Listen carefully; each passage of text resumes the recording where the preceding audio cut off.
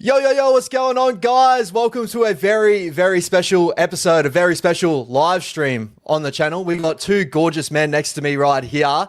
I'll do a little bit of boasting for both these boys here. So obviously right next to me here, we got the well-known content creator in the game, probably the best Warriors content creator in the game, the highestly touted, the Warriorholic. If you have not seen him, you've been living under a rock. Make sure you remove that rock and watch as much of his content. But Warriorholic, how you doing, my bro, Zane?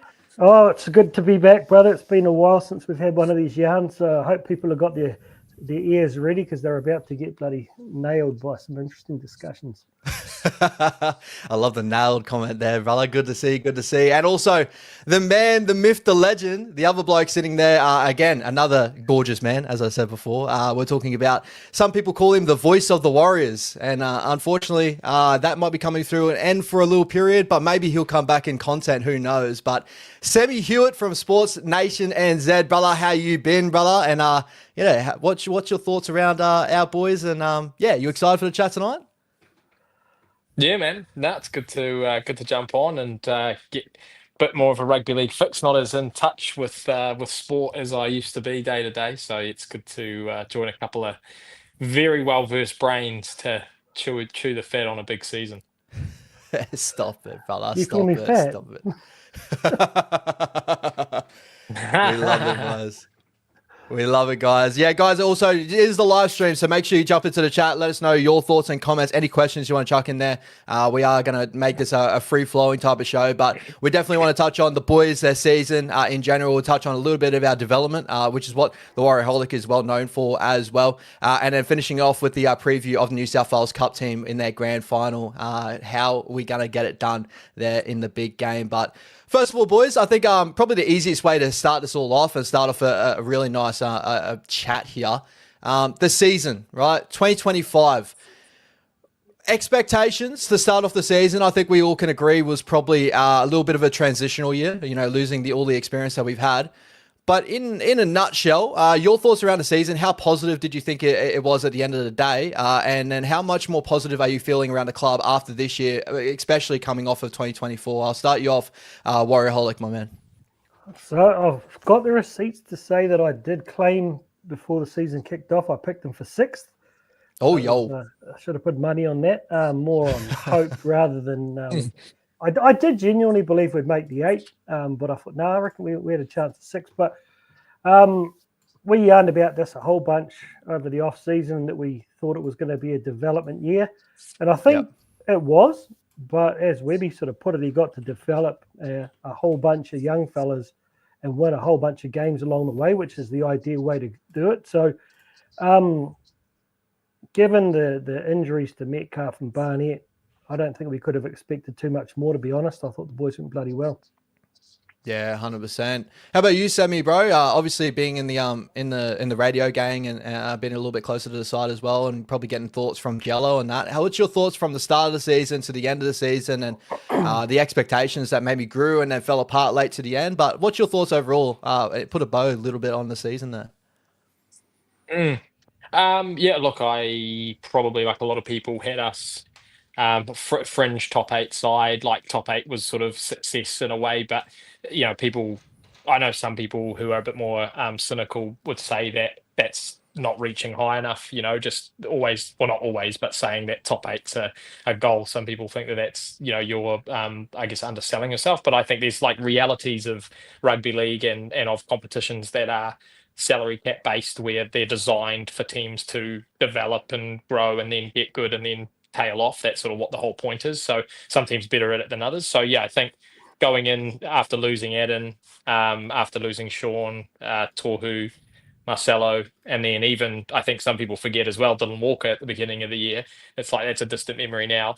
I think rather than, I guess, go back and think about what I thought, I would say to people, if you had said to me 8 months ago that we'd finish 6th, or be top 4 for most of the season and then finish 6th, I would have 1,000 times out of 1,000 taken that result, regardless of how you get there, whether that's you build towards sixth place, whether you are first for most of the year and then drop off towards the end, whether you're wooden spooners for 16 rounds and all of a sudden make a surge. I don't care if that's where you finish. If that's what someone had told me at the beginning, I would have thought that was a huge success. So just given the context, given what we had coming in, I just think, and you look at some of those other sides as well, like the Bulldogs and maybe not Canberra, but certainly the Bulldogs, and I don't know, maybe teams like the West Tigers who are in those positions where they're building youth and talent and trying to bring them through. They took a long time to get there, whereas I feel like we've hit a really good sort of spot already 3 years into Webby's tenure. I don't know how you feel, Zane, but I feel like I would much rather be where the Warriors are than where the Dogs are. I know that's Dogs fans will probably disagree with that, but just from a biased Warriors fan, I just look at us and feel like I would rather be where we are. So yeah, I'm pretty happy. I give it like a solid like A minus A. I mean, just looking at Jacko's comment here, like saying Cronk says if you don't win the grand final, you're a failure. It's just like I had arguments with certain broadcasters I had chats with this year on the radio and on podcasts, where people have that kind of belief, but I think you have to be realistic. Like Sam said, where we started the year before Webby came, you can't expect to win the grand final that year. You try to win every game. I'm sure they aim to win the grand final, but as fans, I think progression is and sustained, being able to sustain this level and compete every year and add those little layers. Like Webby said, there's one part missing. We just didn't quite have enough. So I feel like content that we've made progress. That's the main thing. I feel like last year we stepped back a little bit from what we set, the standard we set in 2023. So I'm relatively content.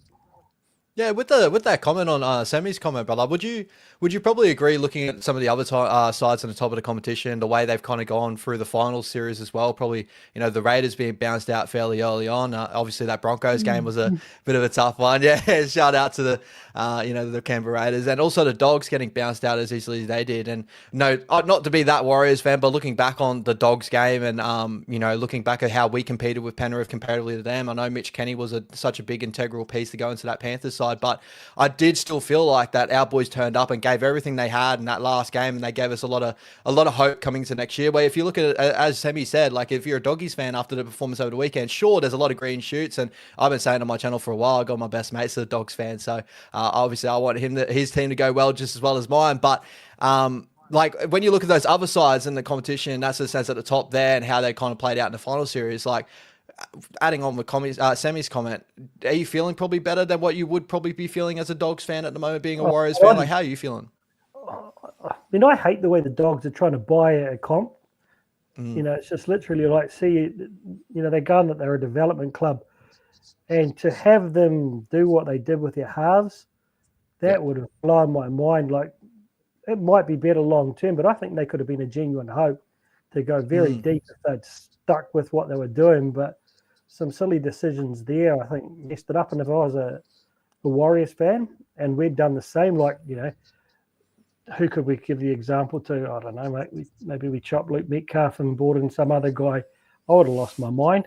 So I know a lot of fans get very frustrated that guys like Dallin weren't dropped and Webby didn't make hard decisions, but we don't have access to all the information he does. Like most people don't realise that we had no wings in New South Wales Cup for the past 3 months. CL Carly kind of came right about 4 or 5 games before the end of the season, but you either had to bring in Morgan Harper or Ed Cossey if you're going to drop Dallin, So I think Webby made pretty smart decisions. He brought in Healy late in the piece and saw how much of an impact he had, and he found a way to play him, and it worked out. So way more content than if I was a Dogs fan. I would have had much higher hopes if I was a Raiders fan coming into that final series.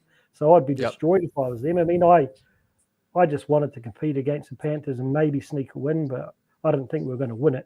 They would have thought they were going to win it. And with that, Sammy, bro, like, touching on those sort of points and like, you know, a lot of the talking around the Warriors and how probably Webby's a bit more of a pick and stick type of coach, or it gives them the let's say the leash to allow them to fix up their wrongs and to continue to grow. And I feel like that kind of filters back to the club mentality of, you know, we're sticking with the process. We're staying with the process. We're going to not deviate from that process. We're going to continue on. I kind of enjoy that framework as a sports fan in general, you know, watching Manchester City, watching, you know, Arsenal and stuff like that grow in the EPL, and you're watching other sides in around the world.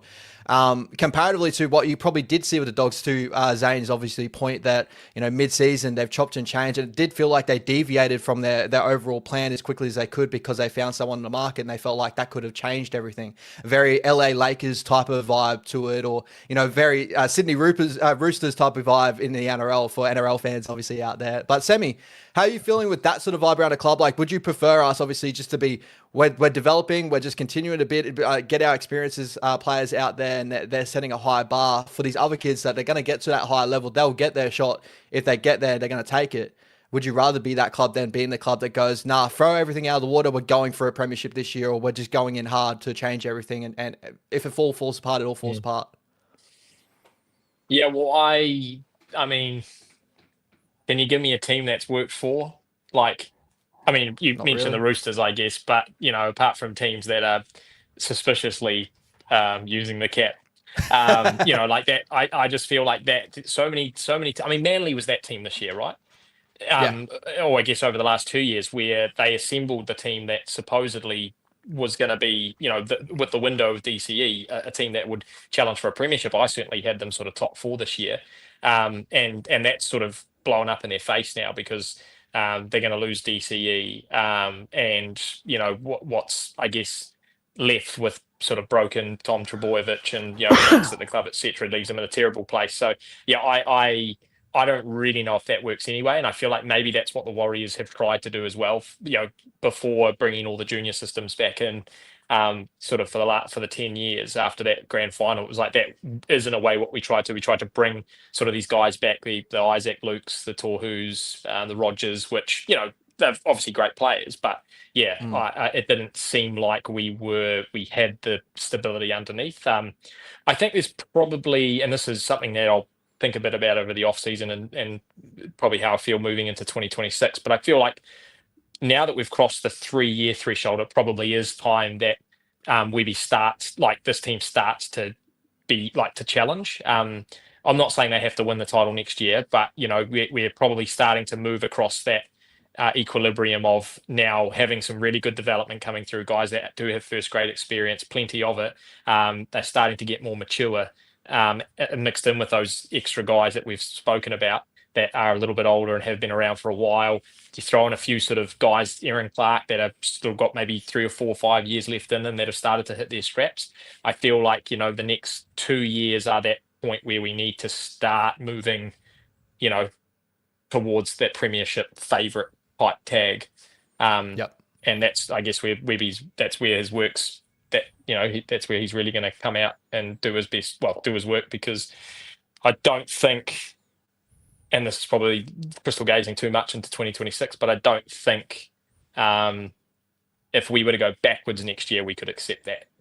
In terms of, you know, if we were to drop down the ladder or finish outside of the 8, I don't think we'd accept that. I don't think I think we've developed too much now to go backwards. So yeah, it's got to be higher than top 6, and in 2027, 2028, we need to be one of those teams that are, you know, premiership favourites or certainly contending.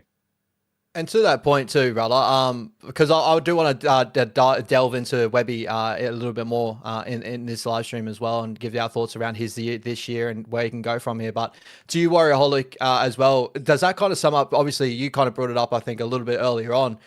Webby in that last press conference in the finals, pretty much saying, you know, this is the season that very much like, you know, all the effort areas, everything is there, but we are missing that one piece. We are missing that one thing that's going to get us over the top. And he's now looking at the squad of like, yep, we're good for this point, but he wants us to be better. And like kind of what you said earlier on, like, you know, as fans, we do want like, you know, a steady baseline or progression, steady progression. But as a club, they were striving for higher, right? And they didn't hit that this year. And that's where he's striving for next year, is adding another piece there to get him to another level, right?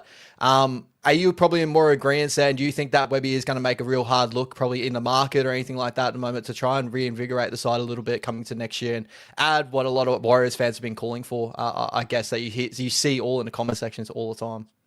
I mean, it's, I do like that he's, I don't know, pretty reserved and he doesn't give us a lot. I think a lot of that stuff should stay in house, but it still frustrates me as a fan. I want to know, but I like to be able to tell us.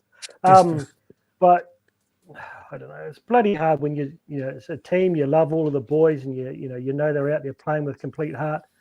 I personally reckon with what we developed this year, we have close to the best pack in the comp with depth. So we're probably going to have in Cup next year potentially Tanner Stowers Smith, probably Makai Taufa as your hooker, then Jackson Ford most likely as your prop with Jacob Labour, Eddie Adamir and Kalis Fatialofa. That's your Cup pack next year, depending on how they go. But look at the backs. The guys who have played NRL in the back line, of all of those guys, the only guy who's left is Tanner. Yep. Well, if you don't consider Tamaiti as those, we've lost Ed Cossey, we've moved Ed on, we've moved NGT on. You Morgan Harper was an experienced guy. We don't have that tier of players in Cup ready to come straight into NRL. We've got some absolute guns in their late teens or around 2021 in the Flegg side, but they haven't played regular Cup yet. So the only way I feel that we level up in 2026 is to go to market, because we don't have those NRL ready guys, and that's a symptom of the COVID period. And maybe they did back the guys we've got in there now to be the guys to take us to the promised land, and unfortunately they're not. I believe we've set a standard, but I'm not 100% confident we maintain that unless we go to market. And the rumours are out there about Cam Pereira supposedly spotted at Auckland Airport yesterday. Yep. And everything I've heard is it's close to a done deal. I think he's one piece, but I still think there's one or two more if we're genuine contenders. Yeah, and to that point too, like I want to throw out to both of you guys, and I'll get you first of all, Semi. But with all the rumors, AKP and what he's bringing to the club, I've made a video personally on my channel and my thoughts of just deep diving into some of the stats of AKP, what he kind of can offer and what he doesn't offer to the club in that sort of sense. And I think sometimes it's really harsh to say what he can't offer, because there is development that still goes in. There's systems that changes when he goes from the Gold Coast Titans to the Warriors. There's consistency issues and stuff like that. But someone like an AKP coming through the door, is that something that you as a Warriors fan have been calling for, Sammy? Like you're looking at a bit of speed that he has on the toe?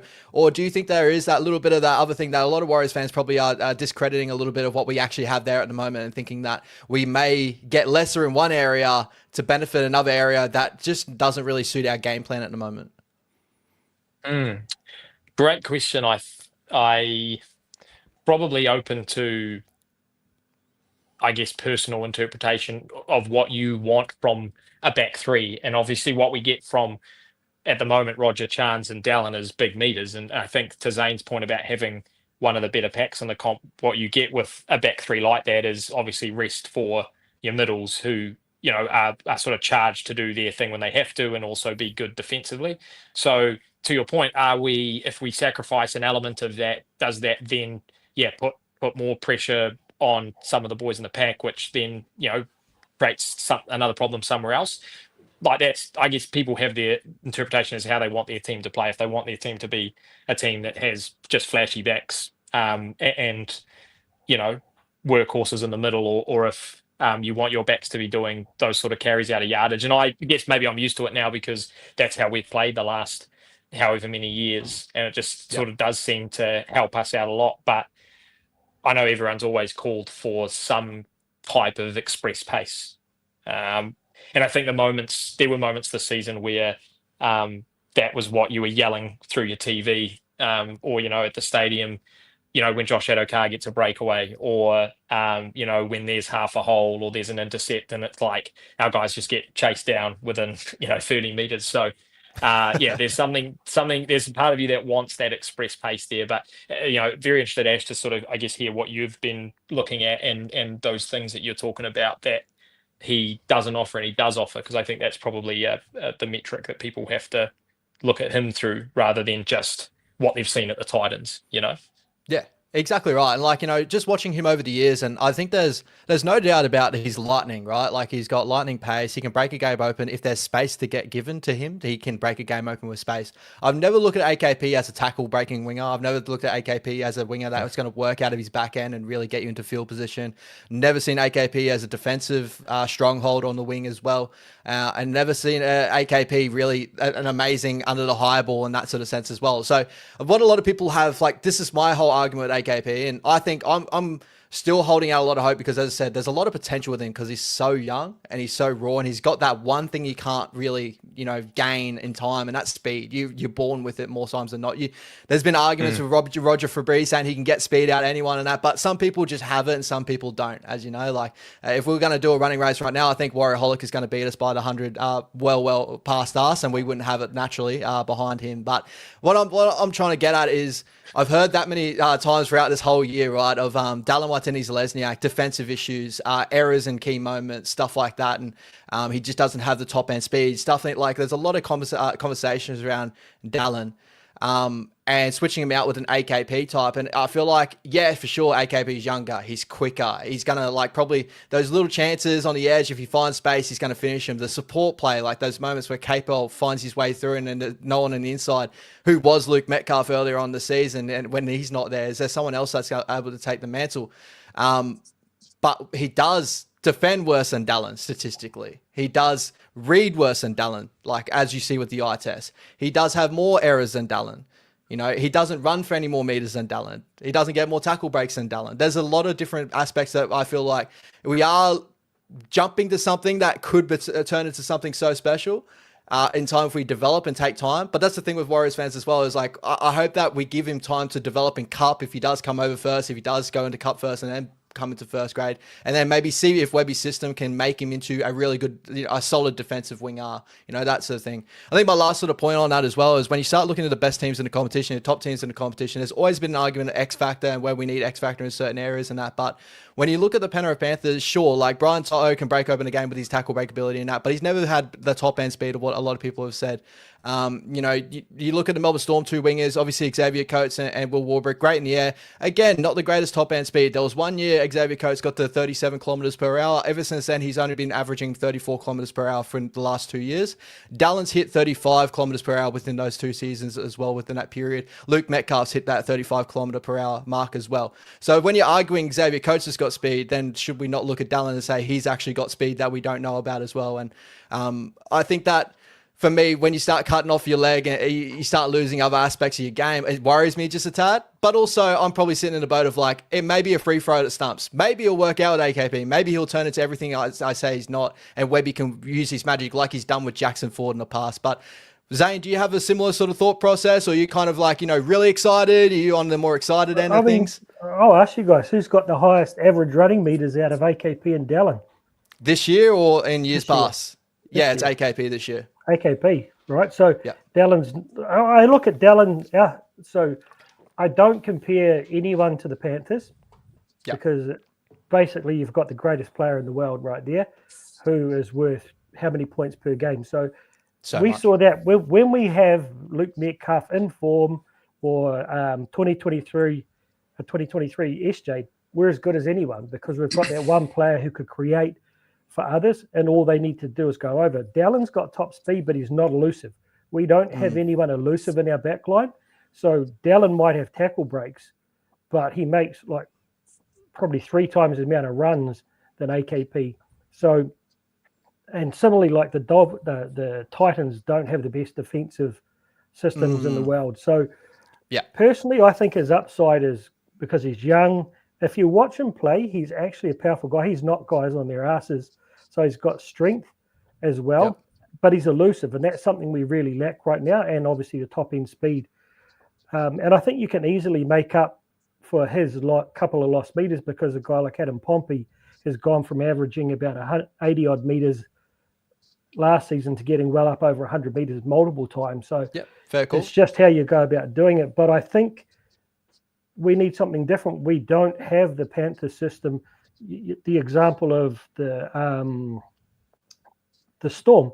They've got a guy like Munster. They've got a guy like Hughes. They've got a guy like Pappenhausen or Grant. You've got those X-factor players who can turn the game on a dime.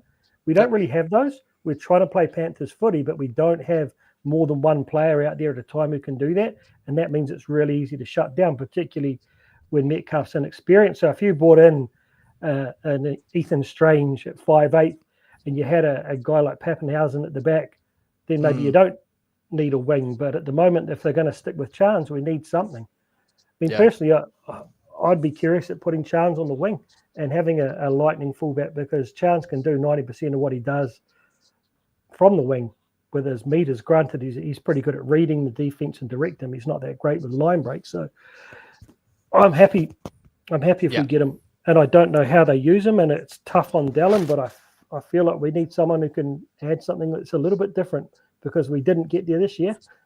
Yeah, and we won't get there next year if we do the same thing. My only rebuttal in that sort of sense too is, like, you look at the other top end teams, like the Dogs. When you start looking at their X factor, you got Stephen Crichton, but he's like the more the leadership, and like he's a moments type of player. Like when I saw Stephen Crichton when he turned the game with the Raiders, you never saw Stephen Crichton do that too many times. He does it when he steps up in the moments, but consistently over a long period of time. They got Jacob Carraz, again, another guy that's a great at offload, great tackle breaker. He's like a Roger Tuivasa-Sheck sort of clone. Then they got someone like Marcelo Montoya, as we have with the Warriors, and he's over there currently right now. And they got Rinakama right now. So when you look at their system, it's very similar to ours. And obviously, when we touch on the Panthers, who are, as you said, they are the variable, because they got Nathan Cleary. They got world-class players that have played at a top level for a long period of time.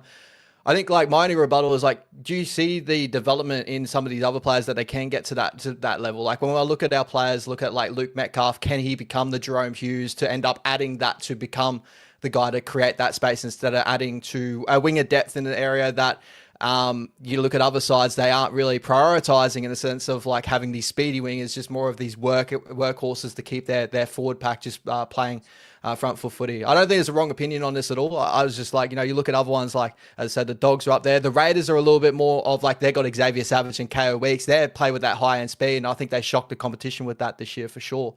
But I feel like a lot of the most consistent sides in competition have used that really big berserking winger, like the Roosters with Tupou and Nwanganita and stuff like that, more so than these lightning quick type of guys like Adokar, Foxes, Adokar, AKPs and stuff like that. But that's my only little rebuttal in that. Like, your thoughts in that sort of area, Zane or Sammy? Yeah, I mean, I don't think we ever know the answer until we try it. And I mean, I give the example of the Bulldogs. Then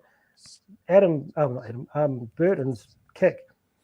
Take that out of there, and they would not be in top four. I mean, they're such a hard team to beat, because you can't keep them in their red zone playing our type of footy, because he just kicks them out of it. So, like, they've got these little things, and I feel like Metcalf's got that potential, but how often can he stay on the field? And we've got Dallin is not going to get any better. RTS is not going to get any better. They're just going to slow down, same as Chance, and we don't have any depth in Cup. We've got CL Cully, who's yet to be proven. We've got Mella. He's probably like Coates. He's not that fast, but he's very athletic in the air. And then we've got some genuine speed and skill in the guys like Brandon Norris. Putoko, you love Putoko coming through. So I think it's just gives you an opportunity to switch things up. And with you, Sammy, what's your thought process on just thinking it through as we're talking about it? Like, again, like probably to add sort of this thing, like when you look at players that probably have that high end potential of like Luke Metcalf, Ali Leotolas, like these guys do have their injury risks as well, apparently, like that do hold us back from hitting that as well. But, what's your thoughts on like, AKP, and as we're touching on here, because Zane's got some great points there too. You're looking at your top upper echelon sides, they do have these, Cam Munsters of the world, Jerome Hughes of the world, Nathan Cleary's of the world. Like, we don't just have that just yet. And I think that's where, like, our expectations should be looked at as like, well, there's these top end sides, then there's us at the moment around here with the Dogs and currently the Raiders at the moment. But what's your thoughts there?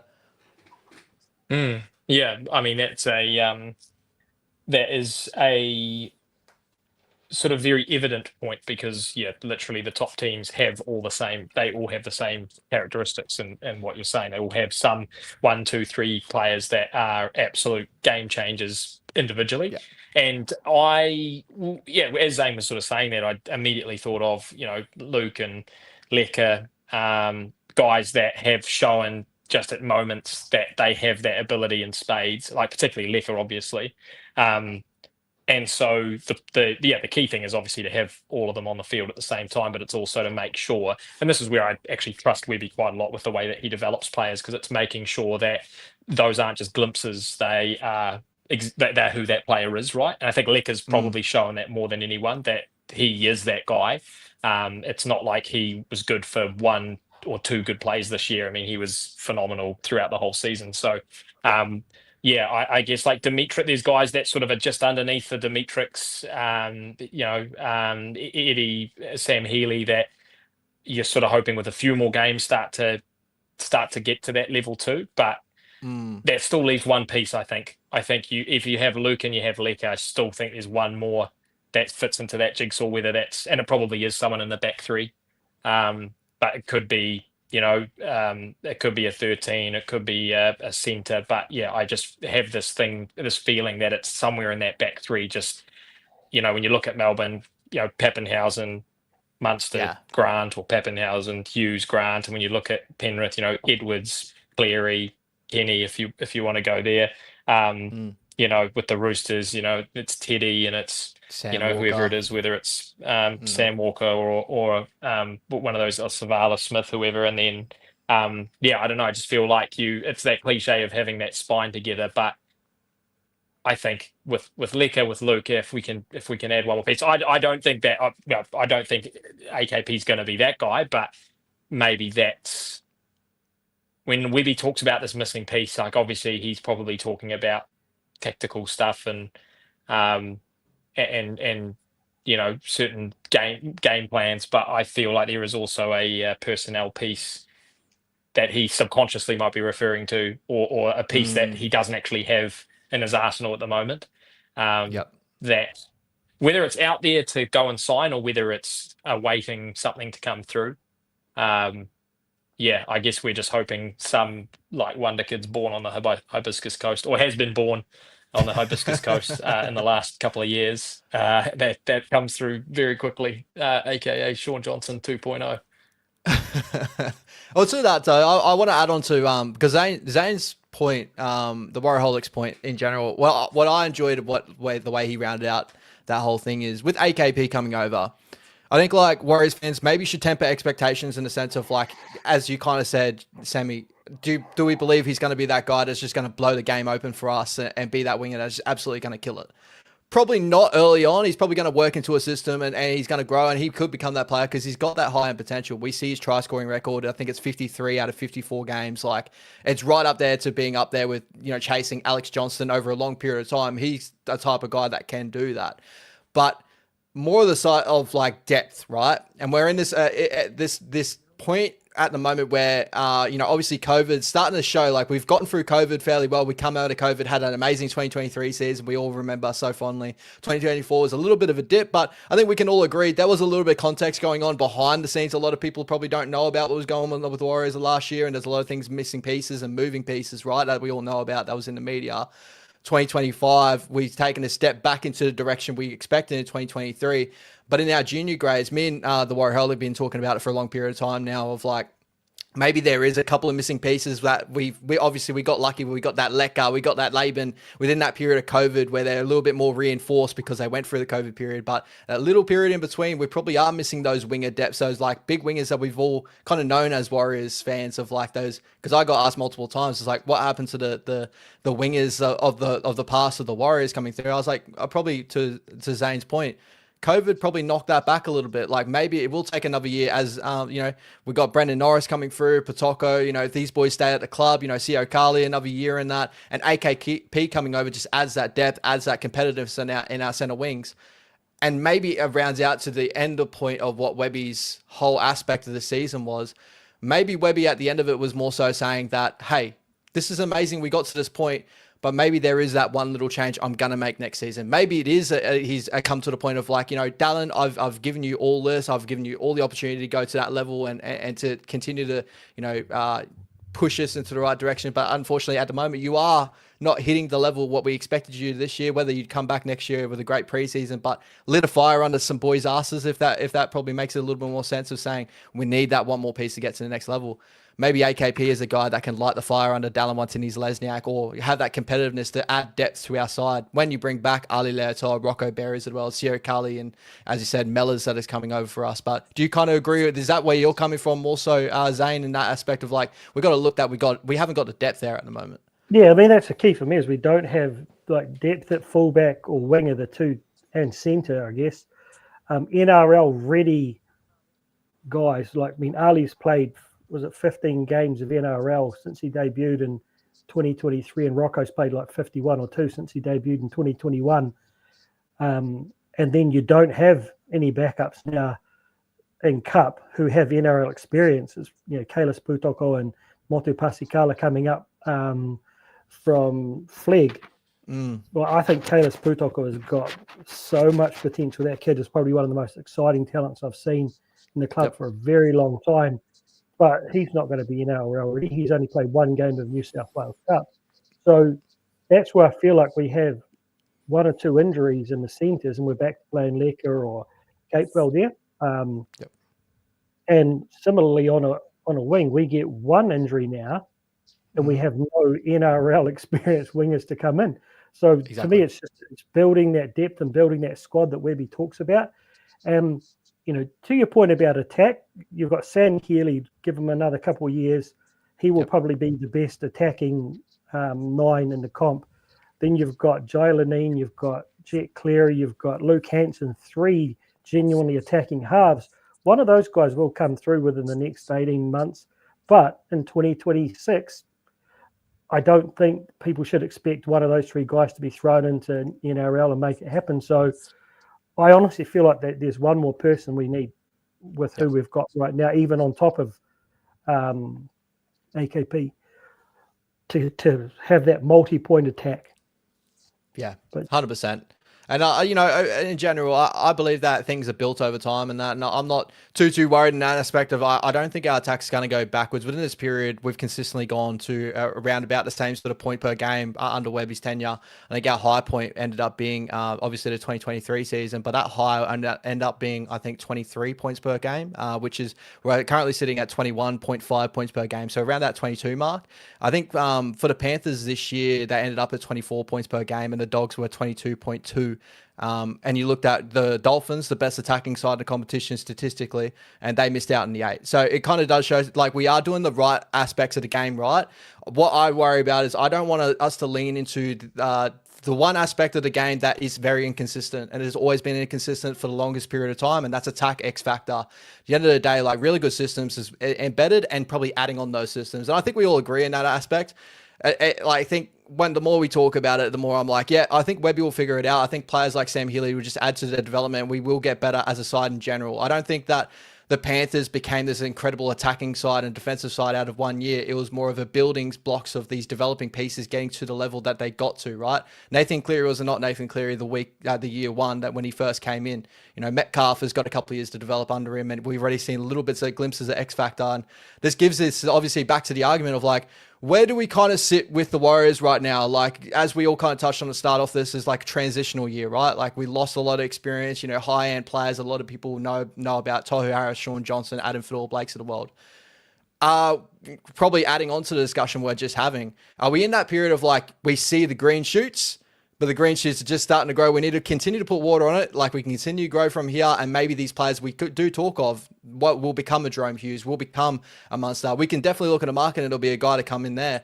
But is that where we're sitting right now? Like, what's your expectations on the year right now in 2026? How does that look for you? Is it premiership right now, we're ready to go, or is it another year building on systems and these players will end up flourishing and we'll see a guy probably come out like Lecker did this season? We'll go with you, Warriorholic, brother. Go, Sammy. Oh, sorry, Sammy. Go, Sammy. Yeah, good. Yeah, I was talking about this with someone recently. Taking away Mitch Barnett, taking away Luke Metcalf, or I guess adding them back in, like the Warriors team that was sitting in the top 4, you know, around 18, 19, whatever it was. and I was saying to people, so we're playing pretty well. Do you think we're better if you throw in Mitch Barnett and Luke Metcalf? So ahead of next year, I'm looking at it going, we're a team that finished 6th. Yes, we fell away towards the end, had a lot of things not go our way, both in terms of, injuries, but also, certain decisions in games and that sort of thing. We are going to be better next year with everyone fully fit. Yep. But this is the funny thing about sport as well, is that, and what people also forget is luck plays a massive role in sport. I don't think people give that as much, I guess, sort of credence as it needs. Yes, there are teams and coaches that do everything better than everyone else, but you still need so much to go your way in terms of injuries, in terms of, once again, refereeing decisions. You think about how close the Broncos or the Raiders came to beating the Broncos in that week 1 finals, and you'd be looking at a very, very different finals picture. And the Raiders with an extra week off might have been better in the 3rd week. So, it's you need a hell of a lot to go your way. If everything does go our way in terms of, let's say we stay relatively healthy in 2026, then I'm extremely bullish that we are a top 4 side. I think given what we showed this year with Barnett and Metcalf back in, with more maturity from some of these guys, there will be others that get pulled through in 2026. So there will be new faces as well. I see us definitely as a top 4 team. That's probably what I'll go into the season with as a sort of expectation / prediction. But I am also someone, who's very willing to change my expectations.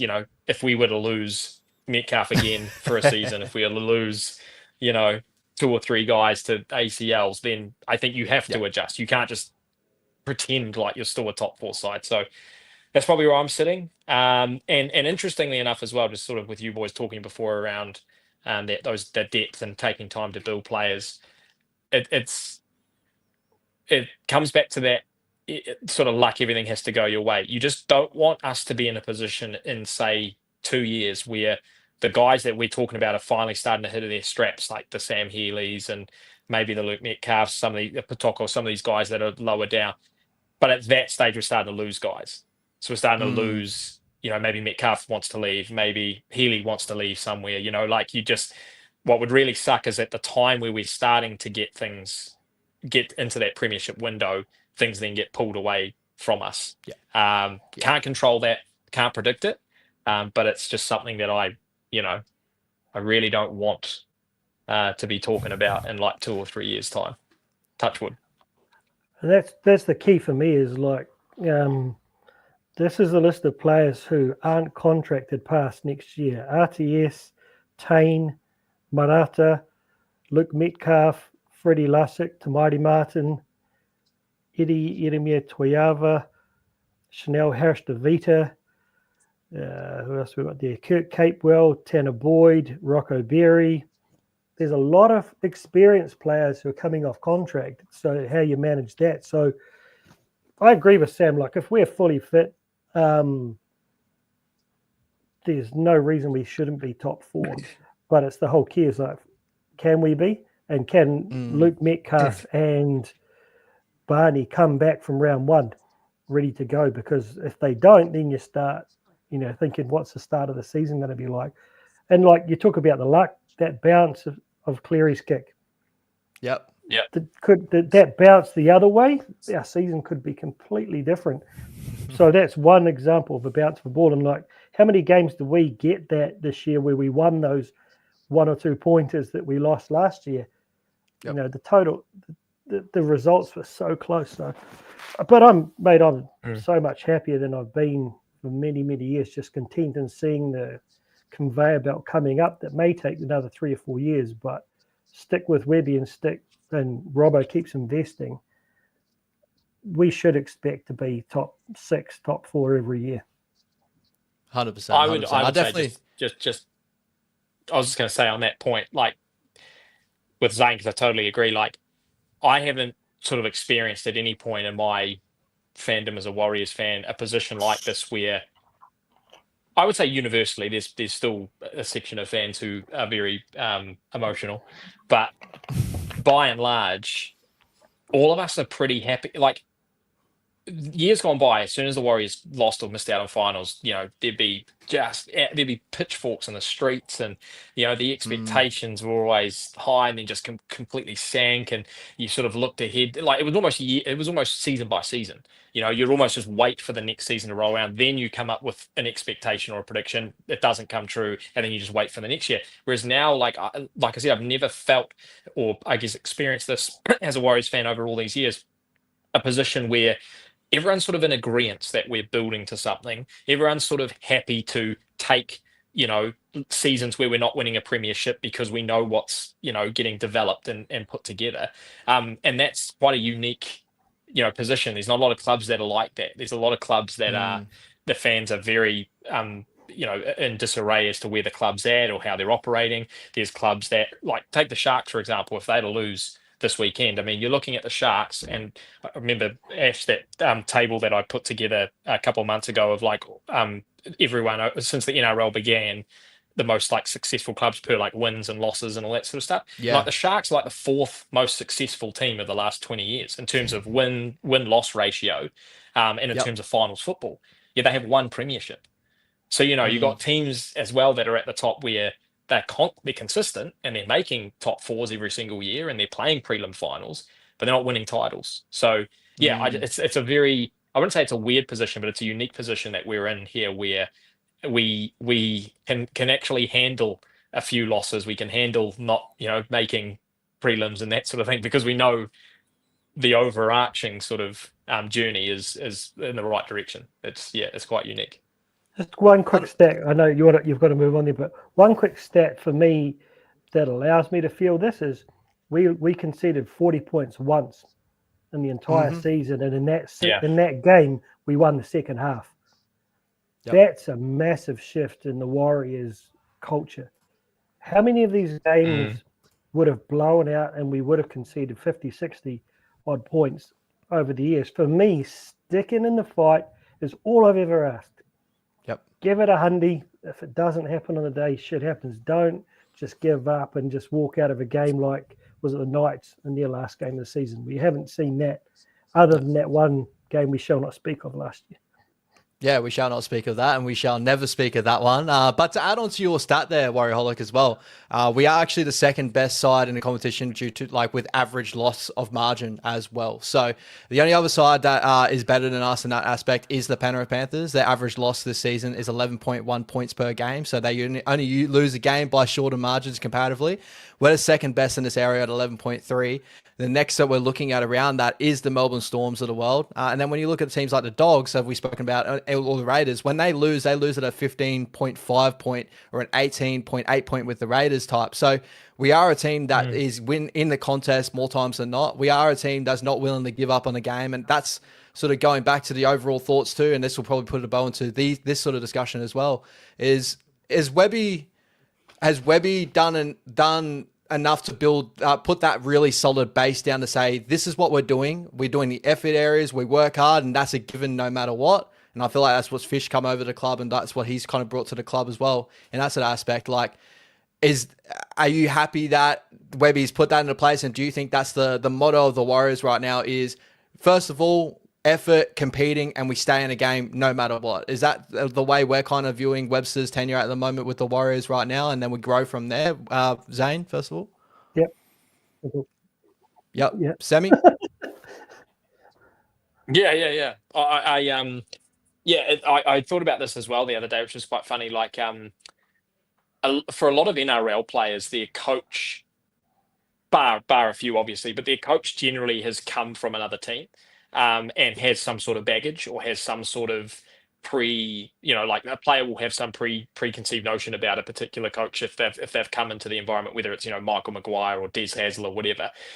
And like Webby obviously came in first ever job, so in terms of not have, like, he had no negative baggage coming with him, but also potentially when he first started, there was that element of like, well, this is your first head coaching gig, right? And now that he's had 3 seasons under his belt, I almost feel like, to your point, he comes in next year as like with a little bit more mana and a little bit more, it's my house, and I know he's sort of done that, but there's a sense that I got towards the back end of the season where he became a lot sort of firmer and stronger, particularly like in press conferences and stuff, and I just feel like he's really starting to own that, like his role as an experienced NRL coach now.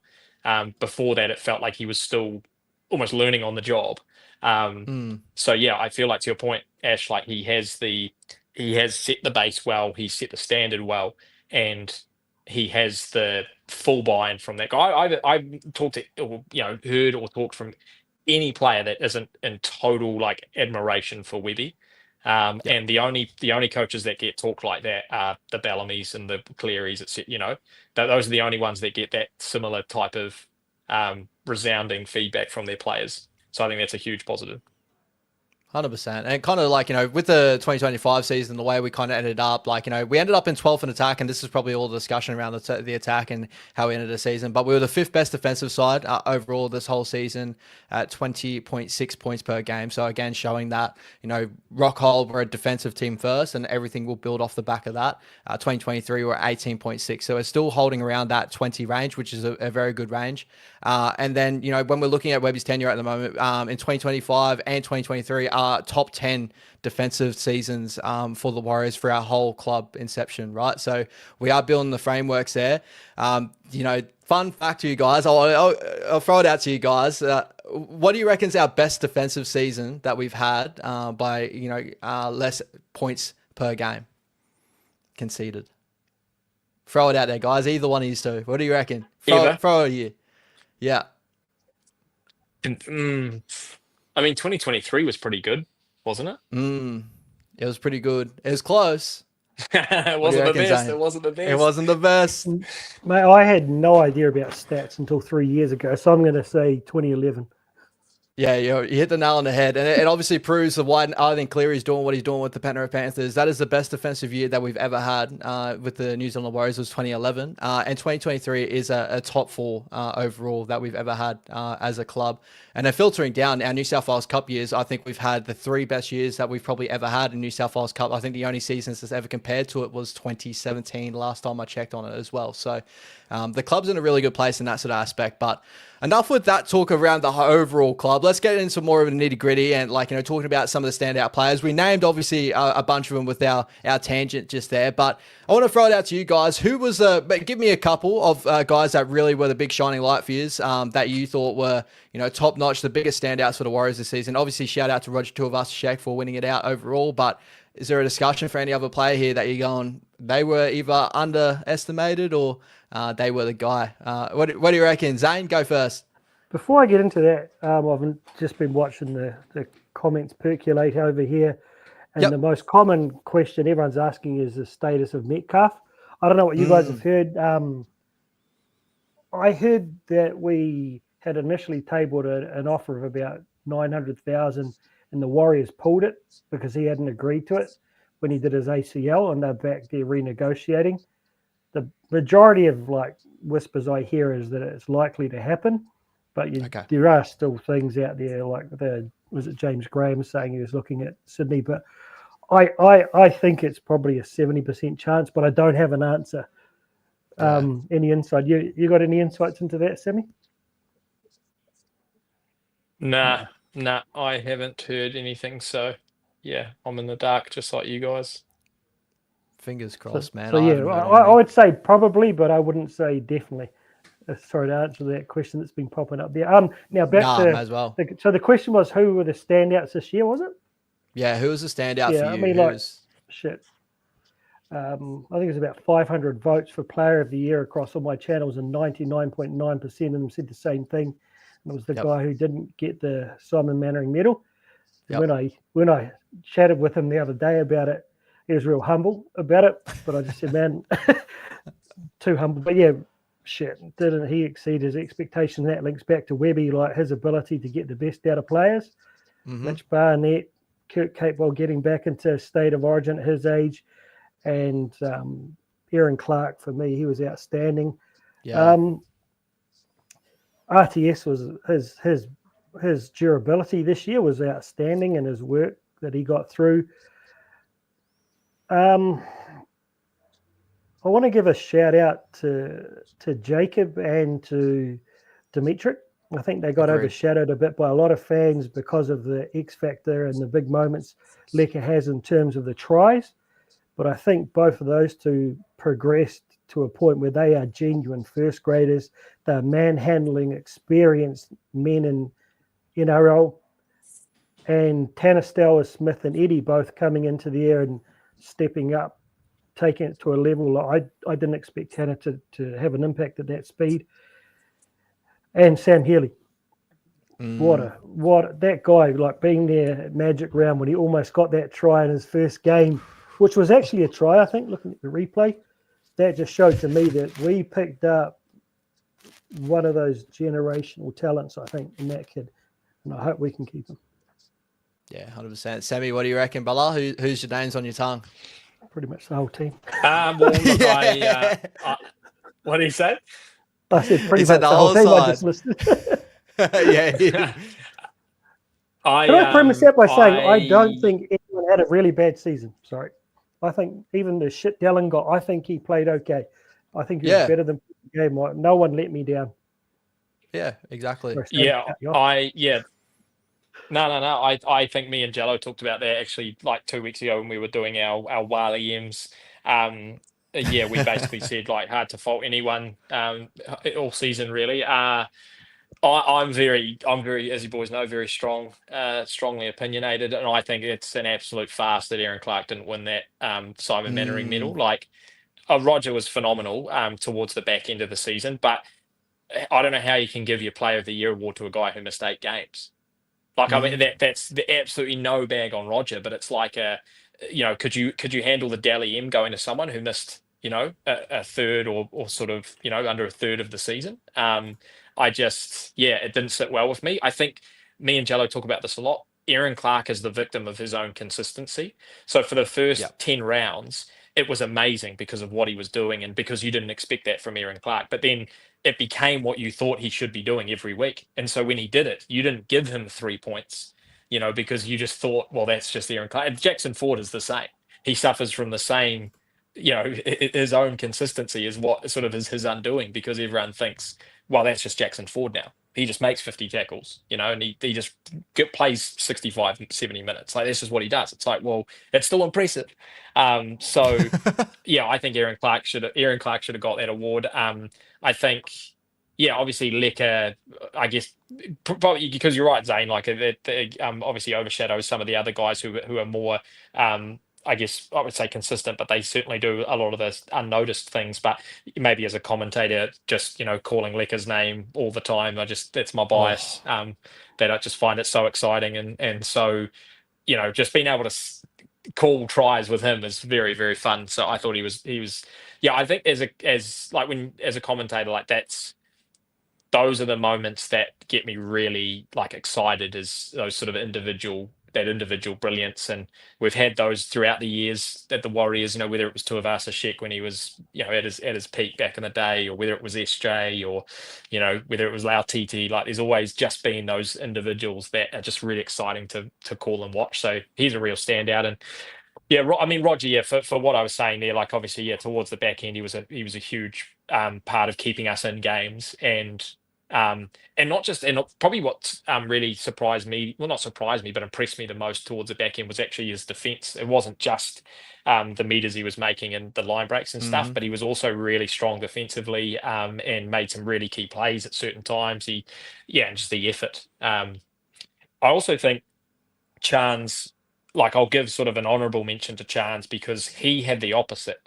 I think he started really, really well. And I think for the first 10 rounds, he was sort of in my, he was basically top of our Wally M awards with Aaron Clark, because, he's getting 300 meters a game and contributing in a big way. And I guess, he's one that when things don't go well, the finger gets pointed at him.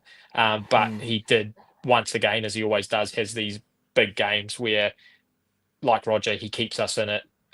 He adds, he's adding everything on both sides of the ball. So I'll give him sort of like an honourable mention, but definitely the two big standouts were Aaron Clark and Leka.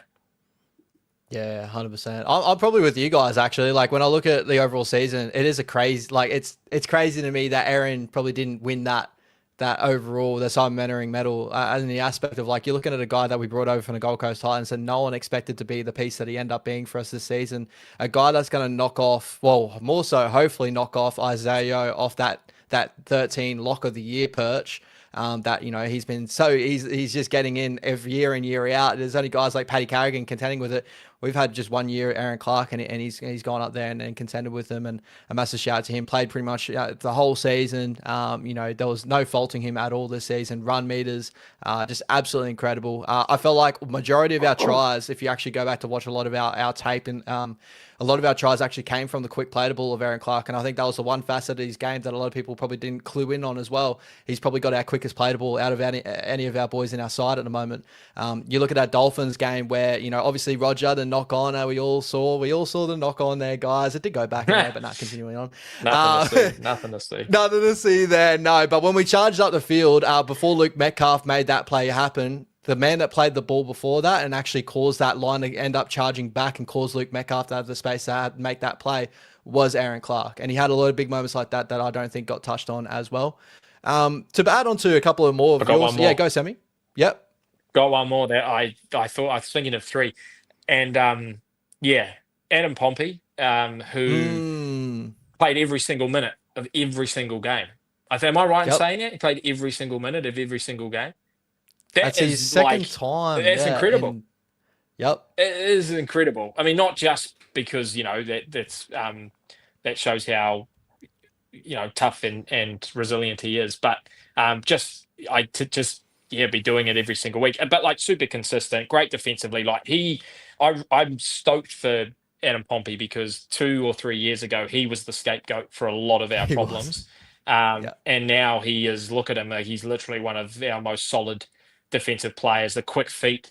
You know, he's, I think even Roger or someone even said like he's nearly as hard he's harder to tackle at training than Roger is now. You know, Roger's aging a little bit, but you know, Wets just has the little shimmy at the line. And it just doesn't get his flowers as much as he should. So yeah, left foot step of doom, bro, that man has. Is like, honestly, and to add on to you, bro, like I think 2023 he played every minute, every game in that season. 2024, I think there was a sin bin from memory that pulled him out, injured right? at the end of the season as well. He got injured. So the Sharks. yeah, and then this season obviously went all the way through, and also big shout out to him as well, getting top 3 in our try scorers at the end of the season. Obviously, Lecker taking out, Roger getting second, but Pompey was right up there all season, and it adds to the thought of like how underrated he actually is to the Warriors in general. And when we talk of like centers, and I don't think he'll ever be put in this upper echelon of centers and that, but like there's nothing wrong with having a very, very good center that consistently turns up week in, week out. And as we know as Warriors fans, now after the last 3 years with the injury troubles that we have been having with our club, having a guy that consistently week in, week out is going to play, I think that's a major uptick that I think a lot of people probably should be leaning into as well, looking at Adam Pompey. But just quickly too, like adding on to Lek Alasima, right? That's going to be the guy for me. You know, watching him through SG Ball, I made videos of him early days in my YouTube channel if people will check it out. And I was just like, this guy is going to be everything. And the way I always get like my comparison to him, and the people have heard it that many times if you've been on my channel, I've always said he's Jeremiah Nenai, but with this aggressive skill set. Like he's just aggressive. He wants to take the game to, sometimes Jeremiah Nenai can go off with the fairies and have these games where he just doesn't want to be in the game. Lecker chases the game. He wants to get in that. He wants to be the guy to change the game. And I think he showed that a lot this year. And I want to run through a couple of stats that I digged up on him just to add on to how such a significant season he actually did have. And probably hopefully swayed people to like look at that rookie of the year and people going Iongi. Obviously Marky Mark had an incredible season, but we're talking about a young kid coming in, you know, first full year, obviously in first grade here. He's played 25 games with us this year. His win percentage starting as an edge back rower for us is 69.2%. It's one of the highest that we have at the moment. So when he starts on an edge, we more so win than we not. You know, coming off the bench is a 45 win percent. So he actually is better starting in some aspects than coming off the bench. So shout out to Rugby League Project for those stats. We'll see how that plays out in the future because I think we all agree he's very much an impact player. So I think someone like Jacob Laban having good rotation is probably the best for the future. but he's the best edge back rower for scoring in the competition right now with 13 tries of the season. He obviously topped our try scorer, as we just touched on before. He's 6th in the competition for line breaks for edge back rollers. He's one off of the top 5, which would jump, I'm pretty sure, Hudson Young. I think he's closest to Hudson Young there. He's tied 3rd for best tackle breaking edge back roller in the competition right now with 70 this season. He only got beat out by Ola Kawatu and Hudson Young. And Hudson Young obviously played the season where he had. That's absolutely incredible to say for this young kid. And to talk about his defense, and there's something aspect that Webby's obviously touched on that he's got to continue to work on. 580 tackles he made this season. And I'm pretty sure that's right up there with some of our best tackles that we made this season, right up the top. He's only missed 42 out of it. He has an 89 tackle efficiency. For such a young kid to do that on the big stage and to not falter to all the hype that has been bestowed upon him, especially the early moments that he's had, I think that's a major tick in his book as well. Just seeing someone like that hit the big stage. But I'm right there with you guys. I think he's all hit the nail on the head. You got like your Dimitri Vaimongas. I think there's like, as Zane said, add with Jacob Laban. But I think Dimitri, in the sense of like, for a majority of the season, it's always been Lecker. I've been that guy. I was seeing Lecker and going, oh my God, amazing. But Dimitri, what he set like this whole season, he's our best tackle efficiency middle prop forward in our team. Just in general, he's our best tackler in our team. Defensively gets out there, he changes the game, he runs hard, he's got a beautiful silky passing game into him. I think he's been underrated this season. And the last little stat I want to throw up with you guys as well. Shout out to our captain, Mitch Barnett. Obviously, a guy that's faltered fairly early on mid-season. And, people do forget, around the origin period, how big of a deficit that took out of New South Wales and Australia at the end of the season as well. But 11 games, he had our best win percentage out of all our players, of course, because we had such a good early run at 88% win rate. He won 9 games, only lost 2 games. And I'm guessing those 2 games were the Canberra Raiders and the Melbourne Storm. So what a captain's knock that he had. And he was so important to us and so vital for us through this middle period. Hopefully he comes back ready to go. But any other names, any other smokies you want to throw up there, boys? Like I said, I don't think too many have played too bad, right? I feel like Capewell, I think, got a lot of shit for his missed tackles all year, but his line speed is, I don't get how people don't understand the fundamentals. Like him getting up there and disrupting the line gives someone else an opportunity to tackle the guy or to shut a play down. So particularly after he came back from Origin, he was next level, I thought. I think one of the guys who probably had a bit of a quieter year, I think due to the fact he was overplayed a lot early on, was Wade Egan. And I think, again, he was probably a little bit broken. So I really hope that he gets a little bit more time on the bench next year. We don't burn him out, because people underrate how good he is manipulating that ruck. But he's just got to build that combination with the halves, because how many different halves pairings did he have to deal with? So many, bro. So many. I can remember that Broncos game. I went to the Broncos game where we were trying to make the comeback when Chance went off at halftime. And I think before that, I think Wado had the head knock in that game. So I think he had to come on and play hooker. And then he got pushed to a center at one point in that game. He got pushed back to fullback to cover Chance. And then he finished the game in number 7 because Metcalf went down with a knee injury. To my head, he bounced around everywhere to fill in that spot, but I agree with you in that sort of sense as well. Yeah, I loved what he loved. Everyone goes on about CHT's D, but Tamati whacked a lot of guys when he was playing 13 or hooker. I think that if you sit down and look at what they delivered in terms of consistency and heart, you can't deny them. I think they all play bloody well. Sammy, you got any more for us, Bella? Should we just go through I feel like we're just getting through the whole team. I'll just pull up the team list and we can just. I'm trying to think of someone we haven't given a shout out. Yeah, we shouted out Jackson Ford, obviously. I thought Jackson Ford, again, especially towards the end of the season, he showed how big of a missing piece he actually was to us there. So big shout out to him as well. And it's crazy, we were talking beforehand, before we went on, he may be playing Cup next year, depending on how they go.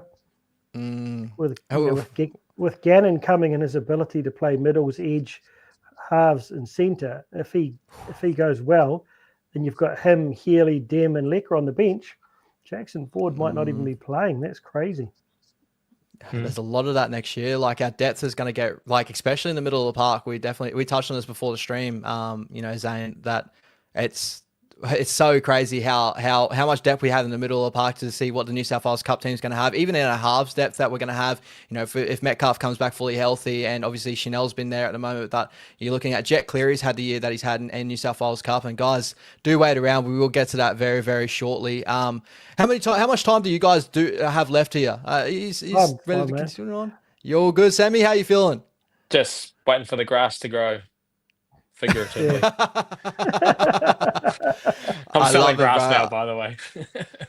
I love it, bro. I love it. Nah, guys. You shouldn't say that on the grass. You shouldn't say it on live stream.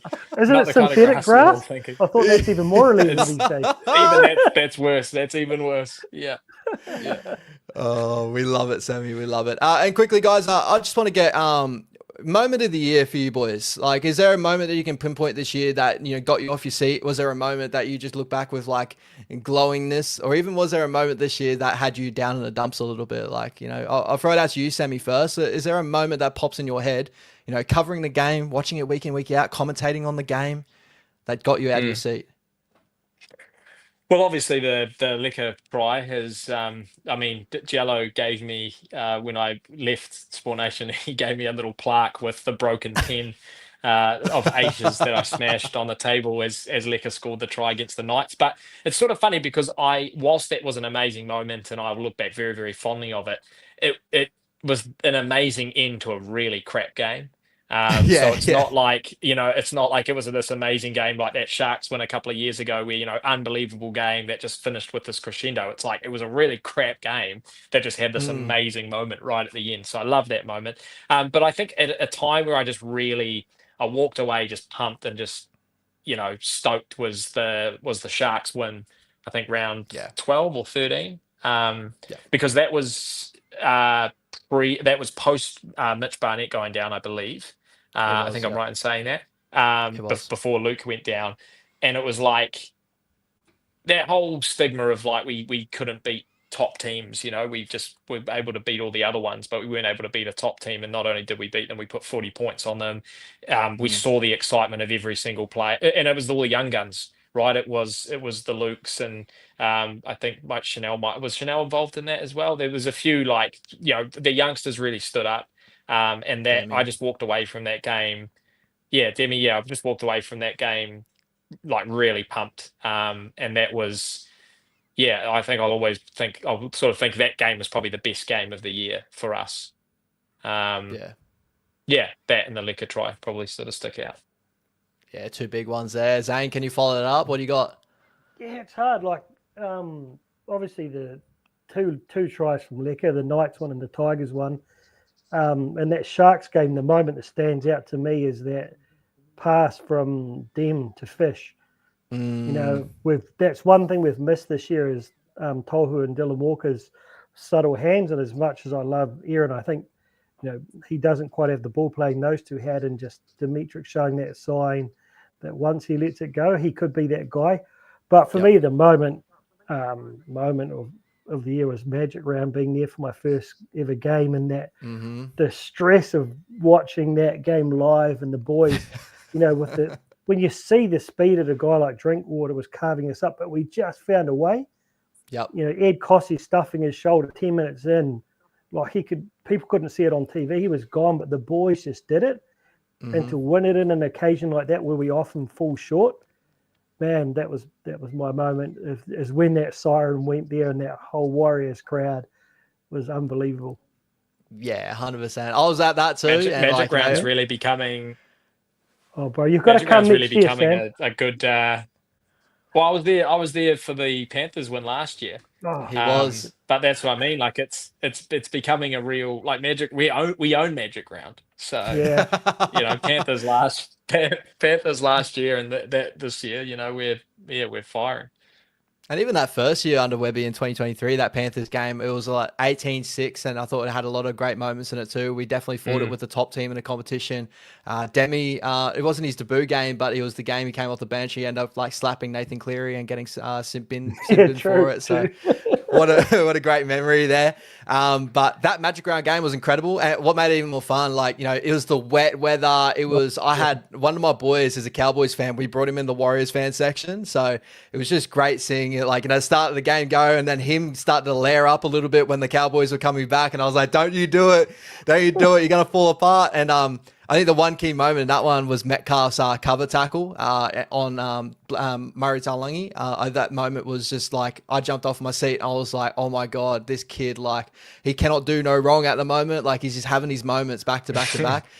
The missing one for me, it could have been even better. Like, when Kurt Capewell did exactly the same tackle, but unfortunately just, you know, Murray Taulagi doing that one in the corner, like, it could have been that moment as well. So that game just had all the moments in the world, and it was such a great game to be at because there was a lot of highs, a lot of lows. I got to meet Zane out there at Magic Round as well. So it was a very, very good moment there this year. For me, another one was, I saw it in the chat there before too, so someone already taken it out of my mouth, but was the Broncos game. You know, the first Broncos game, I think that for early on in the season, a lot of people don't remember, you know, after the Raiders game, there was a lot of aspects of like people just writing us off. The Manly game, Manly put 50 on the Cowboys. We were supposed to get beat by 50 and we beat them 38-16 from memory or whatever we beat them by. It was convincing. Then we beat the Roosters and then we beat, you know, people were just waiting for that team to fall off. And I think the Broncos they lost to the Roosters, but this was a bounce back game for the Broncos. You know, they had Adam Reynolds, they had Ben Hunt, they had, you know, Reece Walsh. They pretty much had a full deck of cards out there. And our boys dominated the majority out of the game. It was only due to the conversions that the Broncos found a little bit of a sniff towards the end of it, and they got a little bit of confidence. People forget. And then, you know, Luke Metcalf with all the ill confidence in the world, the 50-meter right in front. And obviously the big moment that I've got up there. Shout out to Cameron for the post that I've got there of Luke Metcalf. But yeah, that was a big one. And obviously my dad's a Broncos fan, so it was a great one to show my dad and be like, yeah, take that, blah. But obviously he had the last laugh later on the season, so we'll wait and see there. Lecker's moment was a massive one. I think that just shocked all the Warriors out wide. So what a year. There was so many moments, man. The Rabbits game, I felt like there was a lot of great moments there with long range tries. Yeah, I'm trying to think on the top of the head. Is there any others that were missing, guys? Let us know in the chat below. Any others that you guys can think of at the top of your head? I think that game, like the round 2 game, man, that coming off the low of the year was definitely the anticipation of Vegas and then just getting pumped like that. And I didn't think the Raiders could repeat that. But the game plan we came up with to shut Turbo down and Tane jamming in on him and just the way we covered that up, that was a very convincing win. Probably that and with the Sharks game really stood out to me as the 2 games where we really delivered to our potential. I think a lot of other games we weren't quite where we'd like to be, but we grounded out. But those 2 games showed us what's possible when things really click. Particularly the Sharks shows what our attack can look like when it clicks. Interestingly, who was playing hooker that day? Yeah, there was a lot of big moments there. Sammy Healy, mate. It goes back to that Magic Round moment. Him coming off the bench, playing from the middle, had a lot of great moments. And yeah, as you said, right, man. Where were you sitting on it? I was right behind where, just to the right of where he got that. Where he went, put that kick through and did that dive. It's That's becoming his little thing too. He did that against the Dogs, obviously, when we were getting trumps. Like, it didn't have too much aspect in the game, but he loves doing that little nudger behind, just chasing a kick. He's all effort. He's got a great kicking game, man. He's kicked 40-20s in Cup, I think. So, yeah. And touching on Cup, bro, we may as well jump over to a little bit of development talk. You know, want to talk about, like, obviously we touched on a little bit of depth and players that are coming through. CO Carlys of the world. We're talking about Brendan Norris's and stuff, but well, first of all, talk about Harold Matz again. Just quickly putting a bow on Harold Matz because it has been such a long time ago now that we won the grand final with Harold Matz. People do forget. We are back-to-back champs with Harold Matz, bro. But Warriorholic, week in, week out, mate. You always are up there in the junior development. But, you know, obviously a lot of big names coming out there, Bishop Neals of the world. But who's your big standouts that you really enjoyed watching and that, like, Warriors fans who probably put a circle around coming through our development system right now out of that team? I went back and watched our semi-final again 2 nights ago, actually, against Souths. And it's hard to sort of single out individuals because I think there were some really amazing players that year. But, you know, obviously Bishop Neals, you know, he's been locked in. Tyson Hanson, I think he's an absolute Simon Mannering type player, just an absolute, the guy just grinds it out. Jeremiah Lemana at the back gets a lot of shouts out. Ronan Byford got player of the tournament for the under 18s competition this week. I think he's another one. But interestingly, the one who stands out is Hinkley Ioka. He's a winger, but apparently plays in the halves normally. But he came into 5/8 when Tyson went off, and then played 5/8 in the grand final. Yep. Just something about that guy. He's not the biggest in the world, but he puts on some serious hits. But he's just got the most beautiful pass. But all of those boys, man, what a year. What about you, Sammy? Obviously, you would have kept a touch around the junior developments and stuff. Was there any names that hit your desk that people were like, you got to check this guy out? This is the guy you got to watch out for, being Sammy Hewat?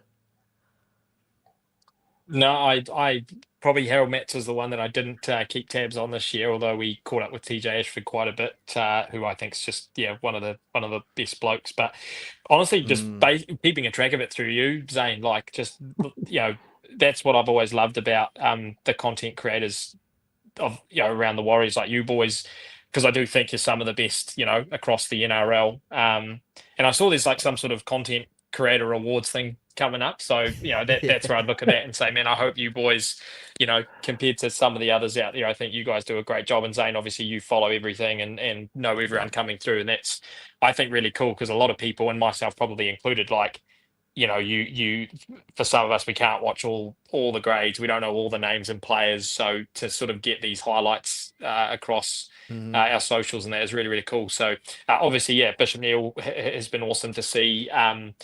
Him sort of making highlights and making waves. But I'm just going to basically circle all these names you've just mentioned, Zane, and I'll make sure that I'm watching plenty more in 2026. Remember them all, man. I tell you, there's 45 I kids bet it is in the Harold Metz squad, bro. It's a lot of names, and a lot of names that are hard to pronounce as a dyslexic man. What about you, Sammy? Man, we had some good yarns through that, particularly the match season, like chatting live while the games run. Who stood out for you over and above the guys I just mentioned? Yeah, brother, those guys you just mentioned are the... You're right, brother. You're right. No, those guys you just mentioned, you nailed a lot of those ones. I was going to actually touch on, I didn't think you were going to bring Ioka up.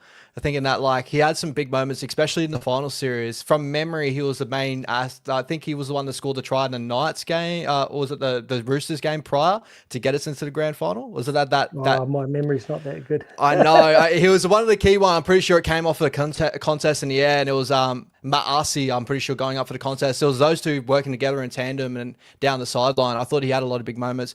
Shout out to Matt Arcee. He's someone that I kind of noticed a little bit early on. That I was very curious to see how he goes through our developments as well as a centre, and I really enjoyed his one. But I got to go back to some of the Brian Tyler's nephew, I think. Is that Alexander Pua? Oh no, it's Poole, wasn't it? Yeah. He's a guy to watch out for as well. Very excited to see what he can get out of himself. So Marcy, that shot, I don't know if you remember it in that the Rabbitohs game. It was called high, but he just came off his line and absolutely smoked that guy. Yeah, all those boys. There's a couple of that this year. Shout out to Lucian and the McKellar brothers. I'm so sorry. I've just gone blank on the other brother. I'm so sorry. But him having a big moment against the Panthers, when the Panthers, we had the game against the Panthers, Harold Matson, they got the Lamoto twins, I'm pretty sure, in that grade. And he ended up putting a massive shot on one of their boys, end up getting called high from memory and him getting binned for it. But looking back on, like, especially check out Zane's highlights, you get to see the replay again and again. I'm like, that's not high, no way. But incredible contact from those big boys. Unfortunately, losing Lucian, I'm pretty sure, right? He's moved on from us. Both of them gone to the Dolphins. Yeah, which sucks, but definitely some guys to watch out for if you're a Dolphins fan out there. But Ronan Byford's been one, especially to add with Bishop Neal. I think Bishop Neal's the given. I think we can all say that Bishop Neal's the one that everyone's seen. He's the big prospect that we're looking through, coming through the grades. But Ronan Byford, as you said, just hearing the story on him, and I think I want you to elaborate a little bit more, Zane, on a little bit more of Ronan Byford's story and him coming through, because I think a lot of Warriors fans, this could be a guy that a lot of people fall in love with very similar story to, I'm guessing, when you look at players like Simon Mannerings and stuff in the world in the future. I think Ronan's probably in that same sort of mold. Yeah, I mean, TJ mentioned that he travelled from Hawke's Bay for every training last season, didn't get a game, but just stuck out and worked his ass off. And I think he played every game this year. Yep. He's just that kid. He's got a motor. Like, I think he played 80 minutes in that final game against South because we had all the injuries in that. He's not the biggest guy in the world, but he reminds me of a young Tanner, actually. Remembering Tanner was an SG Ball. Like that young, he's not that tall, but he was like a tank, and he just like put on some big hits. And he was coming up against some of the props who are like, they're men, like they're 6'4" tall, and he'd probably be, I don't know, maybe $1.80 something. And he whacked them. So he's definitely, as far as the attitude, the work ethic and so forth, but also the ability. And like I said, winning that, Bishop won it last year and he won it this year, the junior nationals player of the tournament. So it's not just for the Warriors. Yeah, exactly. And, a couple other things, Zane, I want to touch on before we move over to a little bit further up our junior grades and that. Because you just touched on Rona Byford, just outside of the Warriors development system. Is there anything you're hearing outside of the Warriors development system in high school footy or anything like that, that there's some players that you're really enjoying hearing from? Rona's a big one, right? I'm honestly, I haven't been able to, there's no real way to watch that. And there's a few highlights. You actually watch the games on YouTube, but there's no commentary. And it's bloody hard to find the team lists. But yeah, it's interesting going back and watching last year, how many of them weren't actually here this year. So, but over half of this year's Matt's squad are still Matt's eligible next year. So, be interesting. But yeah, like, I mean, I think more guys stood out. And there's a couple of interesting players coming through in SG Ball as well. Before we go up the grades, Connor Bowden, man, he stood out to me. That boy is probably the biggest, tallest warrior I've ever seen in real life. He'd be taller than Ed Cossey. Must be 2 meters tall, that boy. I remember the first time I saw him coming off the bench, coming on the wing. There was a game. I think we both messaged each other, and I was like, I think you messaged me. It was like, this guy on the wing. Oh my god, like skyscraper, brother, skyscraper. I think he's a fullback from First 15 Rugby. So he's obviously got a bit of skill about him, but he is huge. Like I saw him remember him, Sam, when we were at Hamilton, and there was just that guy walking along the sideline, and he had the headgear and the mullet. I thought, man, who's this? He must be like a second row, but he's a winger. Yeah, that guy was massive. And wasn't it? How old was he? He was like, was he 16? How old did you say he was? Yeah, that's under 17. So I think he's like 16 odd. He won the what did he win? The Rookie of the Year award for SG Ball. So hopefully they keep him in the system because he reminds me of Xavier Coates like that. Mind you, that Mellors, who's come over from South, he's another one. He's about 1.96 m, an ex-basketball player. Very similar look about him to Xavier Coates. So I'm glad we've still got those big wingers. But I think just back to your point earlier, I love a bit of a tangent. I think the days of the just run it straight big winger are gone. I think you've got to be big and athletic. So it's getting that balance of being tall, but also, being good in the air, having the ball skills, have a bit of elusiveness, speed off the mark. And he was one that stood out to me there. Compton Purcell was outstanding, but he's gone. He's off the Panthers. I was about to say, he was the one that I looked at in SG Ball, and I was like, this guy, I love every bit about him, and obviously the Panthers loved every bit of him as well. So shout out to the Panthers. Calling, man, he stood out as well, and he's at the bloody Gold Coast now. At the Titans, I'm pretty sure their season under 21s is wrapped up. I think they did go too bad. I think the Dolphins ended up taking that one out from memory. It could have been the Cowboys, but it was a really interesting little series to watch. I had to dig deep to even find stuff on that under 21. So I hope in the future we get a little bit more of, and I think we are getting to that, which is very cool to see. Like over in regional footy around my area, your A grades and stuff are starting to get paid for playing footy in some of your clubs that not known for paying people and now getting paid. So it's good to see. Hopefully it helps out in the future. But moving to SG Ball, players like, for me, Joseph Ratcliffe, I think really stood out. Guy that moved up into Flegg. There's a lot of these guys that end up able to play Flegg because there is that, Zane, you probably can explain a little bit more of, an age limit that you couldn't play up to Flegg this year. Yeah, I'm not 100% sure. We started out with a lot of our with a lot of our middles ended up going into Cup with Jason Seosalilio and Harry Durbin, Rodney Tuipulotu. So those guys ended up going up. But Sikuvaya, Pae Sikuvaya, Yep. 13, man, Samara, keep an eye out for him, man. He is, he reminds me of, and this is a big call, Adi Savia with ball in hand. Ooh, Sammy, that's a big one. What do you reckon? Big call. That's a massive Mate, you call. want I'm intrigued. He's a very similar bird. He probably wouldn't quite be as tall, but he's just got that speed. He's got the power for his size. He's actually, I think he's got a couple of other brothers in the system as well, but he really stood out to me. Particularly, I find it hard to remember the SG Ball because it was so long ago, and obviously the season wasn't as long, but it's the guys who came up into Jersey Flegg stood out to me. Yeah, 100%. A couple other names I just want to point out before we jump over to Flegg, because, yeah, you're right. Like, it was a little bit longer ago, and the SG Ball season was pretty rocky at moments as well. There was a lot of inconsistencies in that season. Guys of like Kaihu Kappa that have a lot of promise that they went to Flegg, and you didn't get to see a lot of consistent game time out of him, but hopefully we get to see more out of him because he's definitely got all the aspects of going to be a good player in the future. But shout out to Lau Ma'alili, big prop that we had that jumped up the Flegg. And did some good things out there as well. I thought that he was really, really solid. But lastly, Noah Jensen, right? A guy that we both spoke about quite a bit, but unfortunately, him dealing with some issues off field too with his health, brother. Yeah, he. I heard a lot about him coming into the season there, how he had carved it up and Fox and stuff. But he was really good actually. But he's got some rare blood disease.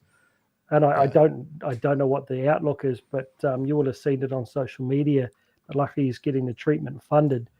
I thought him and I thought Maui Winitani Patesilio came on pretty well towards the back end of that, and then he really started to come into his own with Jack Thompson and Flegg. Jack Thompson and the halves once Jet Cleary and Hanson went up.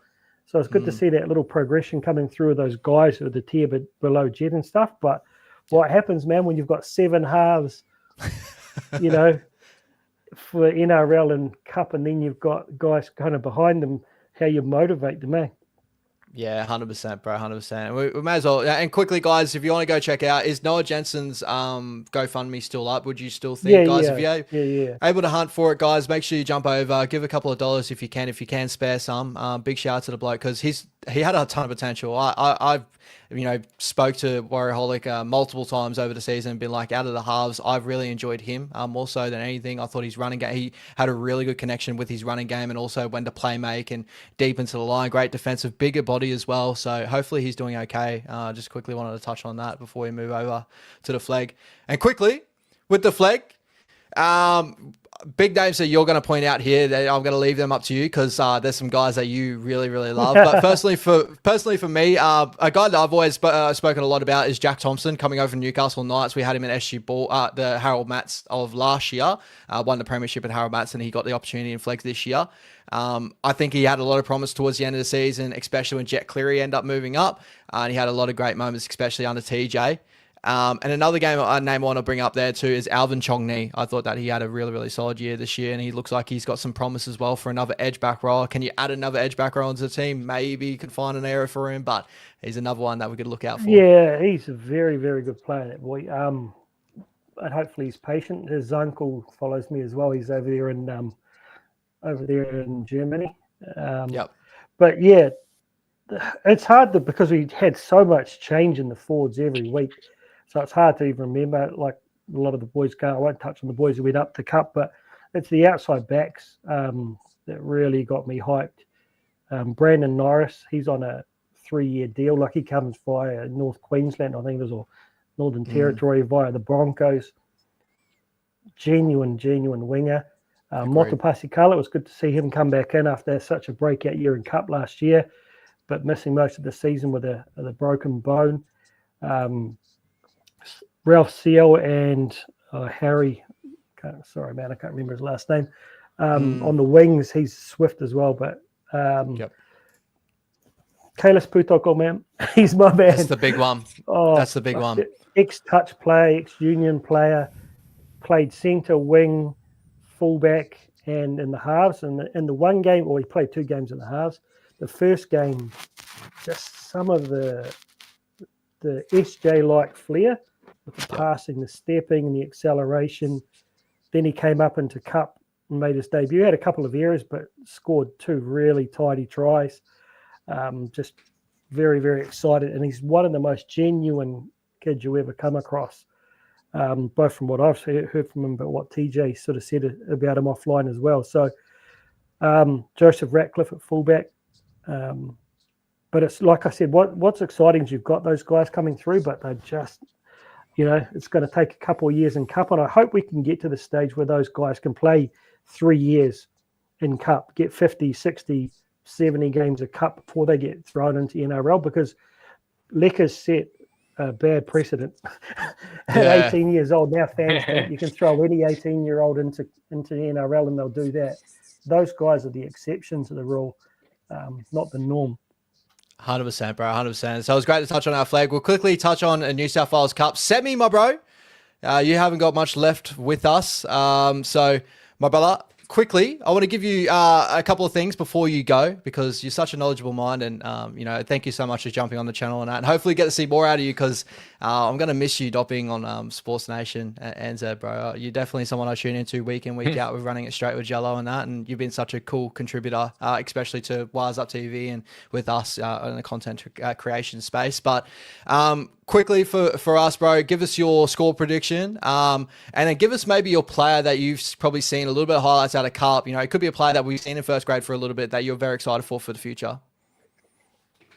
Well, that's been the real cool thing for me with Cup this year. Like I generally will catch a bit of Cup when I go to the game. I go to Mount Smart, they're playing beforehand. I'll catch a bit of it just sort of watching it, and occasionally I'll catch a few games over the season. But I think I'm more invested because a lot of these guys are coming up and down so frequently, and so that's a massive, I guess, plus just for like the team's popularity, but the competition as well, is that I feel like there's a lot more eyeballs on it from Warriors fans, because we know that these guys are very, very close, if not they're already sort of touching up and down. I know, Kalis Fatialofa, just loving this guy.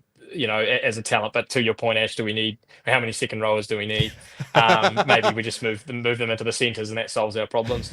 Like I've loved watching Healy in first grade, loved watching him in Cup as well, because I think, and like Tanner Boyd, honestly, Tanner Boyd owns the New South Wales Cup. That guy owns that competition. And every time he goes and plays, like just on the weekend, it's just like, it's frustrating, because he's in that real awkward in between where he's way too good for Cup, but he's just he's just sort of on that cusp of being like a really, really good first grader. So he sits in this sort of middle territory.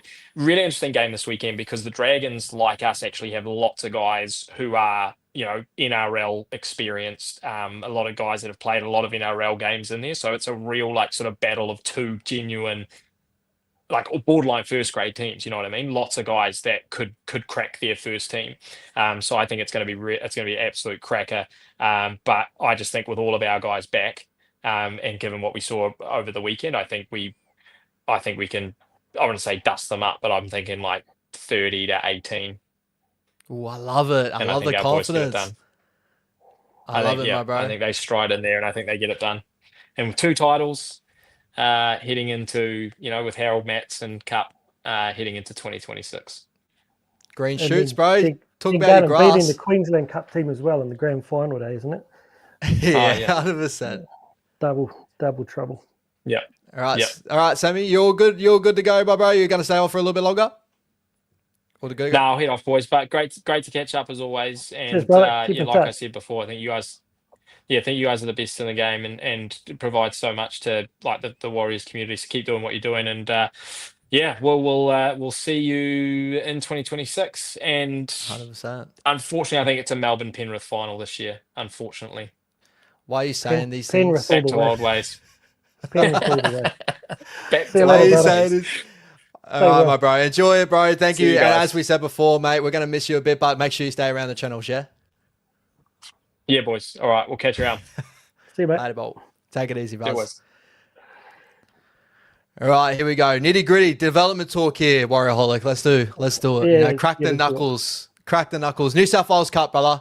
It's the big game. Obviously the big game before the major big game, the national competition we take out against the Q Cup side. But how are you looking? How are you feeling about our Cup side running into it? Who do you reckon is going to be the ones to really stand up and state their name on this game and really change momentum? Because this Dragons side obviously beat us running into the finals here. They've dropped a lot of their first graders back into their side as well, as we have done with our final series done as well. But how are you feeling running into this game, and who's like the one you're looking at going, oh, that's the major difference? They had, I think, 9 pretty experienced NRL players in the first game, and we had something like 4 or 5 or something. Yeah. But they've put Lowry in there now. I know. But yeah, like to Sammy's point, like Tanner Boyd, like you think Jet Cleary's good, but then you see what Tanner Boyd did on the weekend. He owned that game.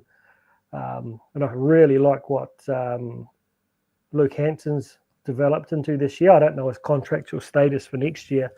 I'm really hoping we keep him. Talking to one of the boys from Zero Tackle who reckons it's quite likely that we keep him. But see, what I really liked last weekend was seeing Tanner and Eddie come back and take it to another level. So they stood out like that. They had swagger about them. And when Zion went back to Cup last year after playing NRL, I don't feel like he had that, unfortunately. But I think both of those two boys really stood up and showed the difference. I think it's the explosiveness of our pack. You've got a guy like Bunty. He played close to 150 NRL games leading the way there. And Tom O'Leary's had an outstanding game. But I think it's a shame for guys like Toby Crosby and Geronimo Doyle, particularly. Like those two boys have been a massive part of our title the whole year, and for them to get dropped out, and Toby, you can understand with them going to the Panthers that they're going to prioritise Jason and Makai's development. Makai Taufa, I think he's been my breakout player of the year. Like I honestly I was like, last year, but just this year, I feel like he's shown the most progress of anyone in that Cup team. His aggression and his strength for a guy who's not huge, he really excites me to have that backup behind Sam Healy. Once Wade moves on. So but it's a guy like Setu too, getting to come back in and be a part of this through injury. Yep. Morgan Harper also getting dropped out as well. So you've got to feel for those boys who've contributed over the years. But over the year, Tane Tuopiki, and I think it's got to be the spine are going to be the difference. Sam Healy, Tane Tuopiki, Luke and Tanner. Yeah, I think they're the definite ones that I've keeping an eye on in this one. Like Ali Lautoa as well, him coming back an injury, had a lot of... Don't know if he'll be playing, bro. Yeah, you think he'll be out?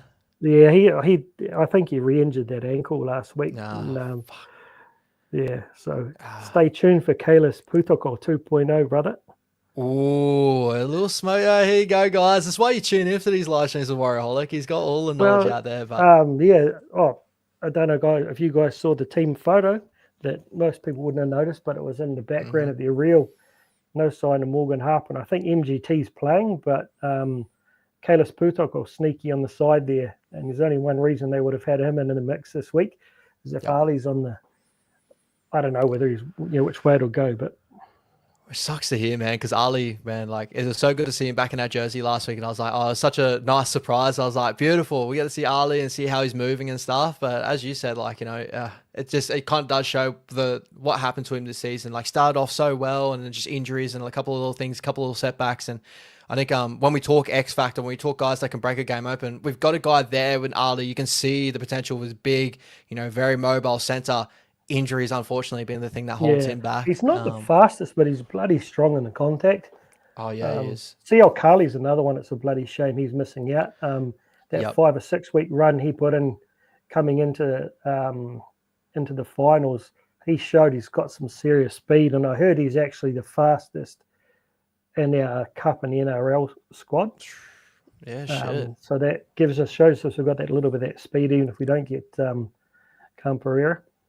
Well, when we were talking about speed before, as I said, I think the Telstra tracker had Dallin and Luke at around 35. So I think Dallin was 34s and Luke was 35s. And I think Luke was the fastest halfback in the league. It was stated out there. But, if CO is getting up those numbers, that's like really really put into competition. Like, a lot of other sides are dealing with I don't know that. if you saw that reel I put together where I tried to get them to do a 20 meter, like once are at top speed, CO and Cam Pereira, for a 20 meter top speed comparison, and they were exactly the same.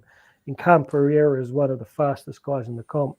He is, bro. He's just lightning quick. I think his 36s he can get to, and that's with just a Telstra attacker. That's in game, so we don't know what he can actually get to. Because a lot of times when you watch AKP, I think he turns off the jets when he gets out to the distance as well. Yeah, he slows down and then like accelerates away again once they come to him. So, yeah. So that like I say, the spine, bro, they're going to be the difference, surely. I want to add on to the chat with Mikea Talfa. I think Tafua, sorry. I think that I want to add on to the thought of, as you said before, I think he's been the most improved player for me. What I've seen from him when I first looked at him, I had the same sort of thought as what you had, where I was like, yeah, like I can see it. I thought his dummy half game needed a lot of work, and I was like, maybe he's like playing out of position, like more of a 13 impact sort of player that comes off the bench, right? Like I kind of put him in that mold. If NRL fans are out there, like a Brendan Smith type of mold, you're probably more so in that.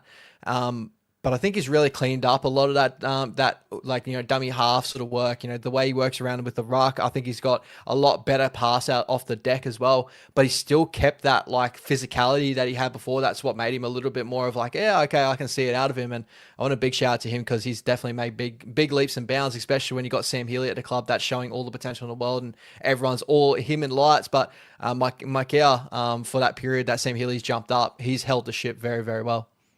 Yeah, and then we've got PJ Marsh's young fella signing on for 3 years. That boy is blistering quick, but only 18, so a little bit behind him there. But just another example of the forwards that we've got coming through, and like the Jason Seal Salalino and Harry Durbin and Rodney Tuipulotu-Vaea, those three guys coming up into Cup and seriously holding their own. And I think Jason is definitely someone they're looking at long term, right? As a genuine first grader, and unfortunately, I guess that's why Toby was moved on, because I don't think those guys are quite on full-time contracts yet.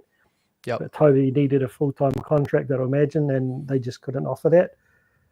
But it's going to be interesting to see them. Like we talked about this before we jumped on here, the potential Cup packet, at some stages next year, if Morgan Gannon does take off. I saw someone in the comments saying he'll start in Cup, but I think if he gets up to speed, his versatility will get him on the bench here. So you've got Jackson Ford, you've got Makai Talfa, you've got Tanner Smith, Jacob Laban, Kalis Fatialofa, and Eddie Eremia Tuiava, who I think they seem to be turning into a middle.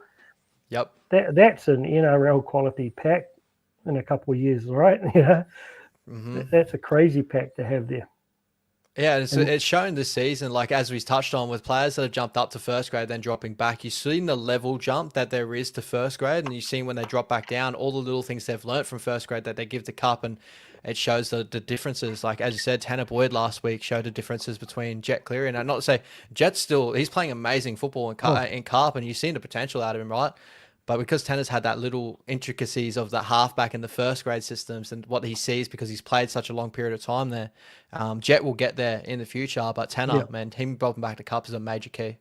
Yeah, I mean, his speed is crazy, but it's just like shows you that fraction of a second slower game gives him that time. And I think if we had everyone else around him, like if Mitch Barnett was in there and we had all our best, eventually he would find his rhythm, I believe, because he showed he's got the talent. It's just building the miles and consistency in his footy. And like when he was at the Titans, he was shifted around so much. Yeah. So I still think he's, it may not be for us, but I still think he'll find his feet and become a quality NRL 7. Yeah, 100%. And I'm really promised, like, as I said, not to say I was skeptical about Tanner Boyd when I first saw him come over, and I was like, I just saw things in his game that I was like, yeah, I see the appeal, and like he's got the clinicalness in his halfback game, his kicking game, so obviously big shining light out of him. But the other stuff, I was just like, I want to see him develop under us, and I really do think this season he has developed under us. From what I've seen with the Gold Coast, there's other things in his games that I'm seeing a lot more of now that I didn't see at the Gold Coast, which makes me a bit more happier that he's still there and he's still willing to develop as a halfback. He's seeming to love it over there in New Zealand as well, so that's a big major key. So hopefully he continues to go upwards, because he's got an opportunity still to be there, to be a 7 in the future if we go Metcalf at 6 or whatever happens in the future there. I mean, the fact he didn't kick stones, man, he just up and down, and like that. The week he got dropped, the week of that Canterbury game, he went down and absolutely killed it in Cup. Absolutely killed it. You know, he could have gone and kicked stones, but interesting to like people saying here, like Lecker and Laban to start on an edge. I think they could, but you know that they'll still use Kurt Capewell next year. I see he's just installed a new sauna and that, so he's obviously not leaving early. Marata, there's a few whispers around that he might be looking to move on early. I don't know, but I think, you know, if both Marata and Capewell are ready, they will definitely start it. You know, go close to starting the season. But I feel like Jacob he's developing into a monster. His physicality and his ability to throw guys around in a one-on-one tackle. He's so damn strong. And then you've got Eddie, who's just got the Simon Mannering motor, but he's got the build of Joseph Tapani. You're not the only one that said that too. I've heard someone else point that out as well, and I've kind of taken a notice to him. I think I named a stat. Yeah. He's 100 and something tackles this year. He's only missed 3 within the period that he's jumped up to first grade as well. The stats is running out there with him. So he's a guy that contributors, and as they said, they call him was it Goggins, David Goggins. There's a reason for it. Then I realized, shout out to him, bro. Shout out to him. Hey, just quickly, bro. Capewell's on about 700, I think, and Marata's on about 700. They're not 850, but it's still big coin. Yeah, a lot. There's always guys also. Yeah, no one actually fully knows proper contract. A lot of when you see news stories and that, there's probably older contracts. There's contracts change over time. There's ratchet clauses. There's clauses that go down over time. So when you get a lot of these older numbers, sometimes they aren't fully correct as well. Just keep that in mind. Just on the Gannon thing, man, I've watched a little bit of his, and like his ability to play halves and centre. Yeah, and he's very good on a left edge. Well, I haven't seen a whole game to see what his work rates and that's like, but just that versatility, and then allowing Sam Healy to play in the 14 role for me would be huge. More so than I think Gannon's the ideal, necessarily the greatest player, but I just think his versatility we've got to get Sam Healy on that bench somehow. Yeah, I think that'll probably end up being the thing in the future. Like, as I said, I was always making the argument. I can understand, like, just more like a pro-Webby argument to say, like, I can understand why he went to Mighty Martin this season, especially Sam Healy's first year at the club and that. But I think that, like, we all can see the writing on the wall in the sense of, like, Sam Healy is a guy that's knocking on the door for first grade. He wants an opportunity, and he's willing, like, he's definitely deserving of it. So I think that's probably the best way you can probably realign your bench for next year to kind of fit him in, right? Yeah, those centre injuries, right? When you're already playing an edge back row at centre, you can't not have someone like Tamati on the bench. That's what people couldn't comprehend. But I'm still really curious to see what happens at 6. Like, a lot of people really loved what Chanel did, and he was really consistent. But I do really like Tamati's ball play, and I still think he's a great attacking option. His effort errors, but it's just his kicking game, I guess, holds it back. But what Webby's thinking about 6 over the next couple of years, like Jalen, I haven't seen enough of him other than his highlights, but that boy is swift. I reckon he'd be as fast as Metcalf at least. Yeah, I'm excited to see him. Not huge. I mean, you compare him to a guy like Strange, who's like, what's he, about 6'2" or something, 6'3"? Strange, yeah, he's around about, I think he's that 6'2" range. Yeah, it's monstrous, man. I mean, it's exciting. It's really exciting. I mean, I'm just curious to see who stays out of each of progressions from the team and the junior grades and stuff, and I want to see our Jersey Flegg be really competitive. Even though it's tough because you're getting players pulled out all the time, but if we can get our Jersey Flegg into the finals every year, and that's your next row into the New South Wales Cup, and if we win, in the finals for the New South Wales Cup, I'm pretty sure the Flegg final too, by the way, is Melbourne versus Penrith as well. So that's just nasty to see the future of whatever that's going to play out to be. Penrith's Cup team was average this year. Yeah. I feel like they came on a little bit stronger towards the end. I think they had a pretty shocking start to the year in the Cup. I think the Raiders, they had a pretty shocking start to the year from memory as well for a team that they did have in Cup. But crazy to think, Tom Elliott, Toby Crosby, Compton Purcell could all be in their Cup team next year. It's just crazy. And as you said, like our Cup team's going to be fucking stacked next year, bro, honestly. Jose's asked us a couple of times, my bro. Can you ask Zane his tips for the NRL this week and next week, Ash? Oh, mate, I can't go past the Panthers and the Storms, and then Panthers and Storm in the final, and then whoever's healthiest. Yeah. I'd love to see the Panthers go again because I hate the Storms. That said, I've grown to appreciate them because I've had to back them so many times towards the end of the season to make sure we got in the right position. And I love Xavier Coates. I can't hate that guy. So he's a beast, growing on me. But I would just love Ivan to get that 5 in a row. That will be something that Bellamy will never, ever beat. Mm-hmm. Yeah. But yeah, I can't. I mean, I don't know. The Sharks, they might surprise me, but I'd beating the Storm down there off the back of a week off with Hughes back. That's a very big challenge. If the Sharkies do it, it would be a major, I wouldn't say major surprise. Like I think they're a good enough side to be able to shake it a little bit. But I think Melbourne, more than likely, as we all predicted, they were supposed to be the team to go all the way this year for a lot of people. For me, the one of the Broncos and the Panthers, I think that's going to be fairly close for what it's going to be, right? I do just think that the Broncos losing Paddy Carrigan in the game is just such a big miss. Like you want to have full deck of cards going against the Panthers. Particularly a guy like him with his work, like he plays close to 80 minutes. So I think it comes down to whoever has the biggest game out of Cleary and Walsh. Yeah. Are you going, bro? No, we try to get tickets, bro. And members tickets only allowed you to get one ticket overall. So we jumped in pre-sale and we weren't able to get we wanted a bunch of tickets. So, and then it sold out just as quick. So it's a packed house there at Suncorp. PJ Marsh's son there from ARW. I haven't seen a lot of him. Just as highlights that he's quite a scrawny guy, but he just seems really quick. But he was in the under-19 Queensland team picked at the beginning of the season, to get together for some camps and stuff. I don't think he actually ended up being in the final squad. So he's obviously to be in that mix with the talent of Queensland, I think it's a bloody good pickup. Yeah, he for some knowledge that I've had just over talking with people and what I've heard, he's one of the highest touted players around the area. So do keep an eye out and watch out for him. He's definitely a big talent. He's right up there. If anyone's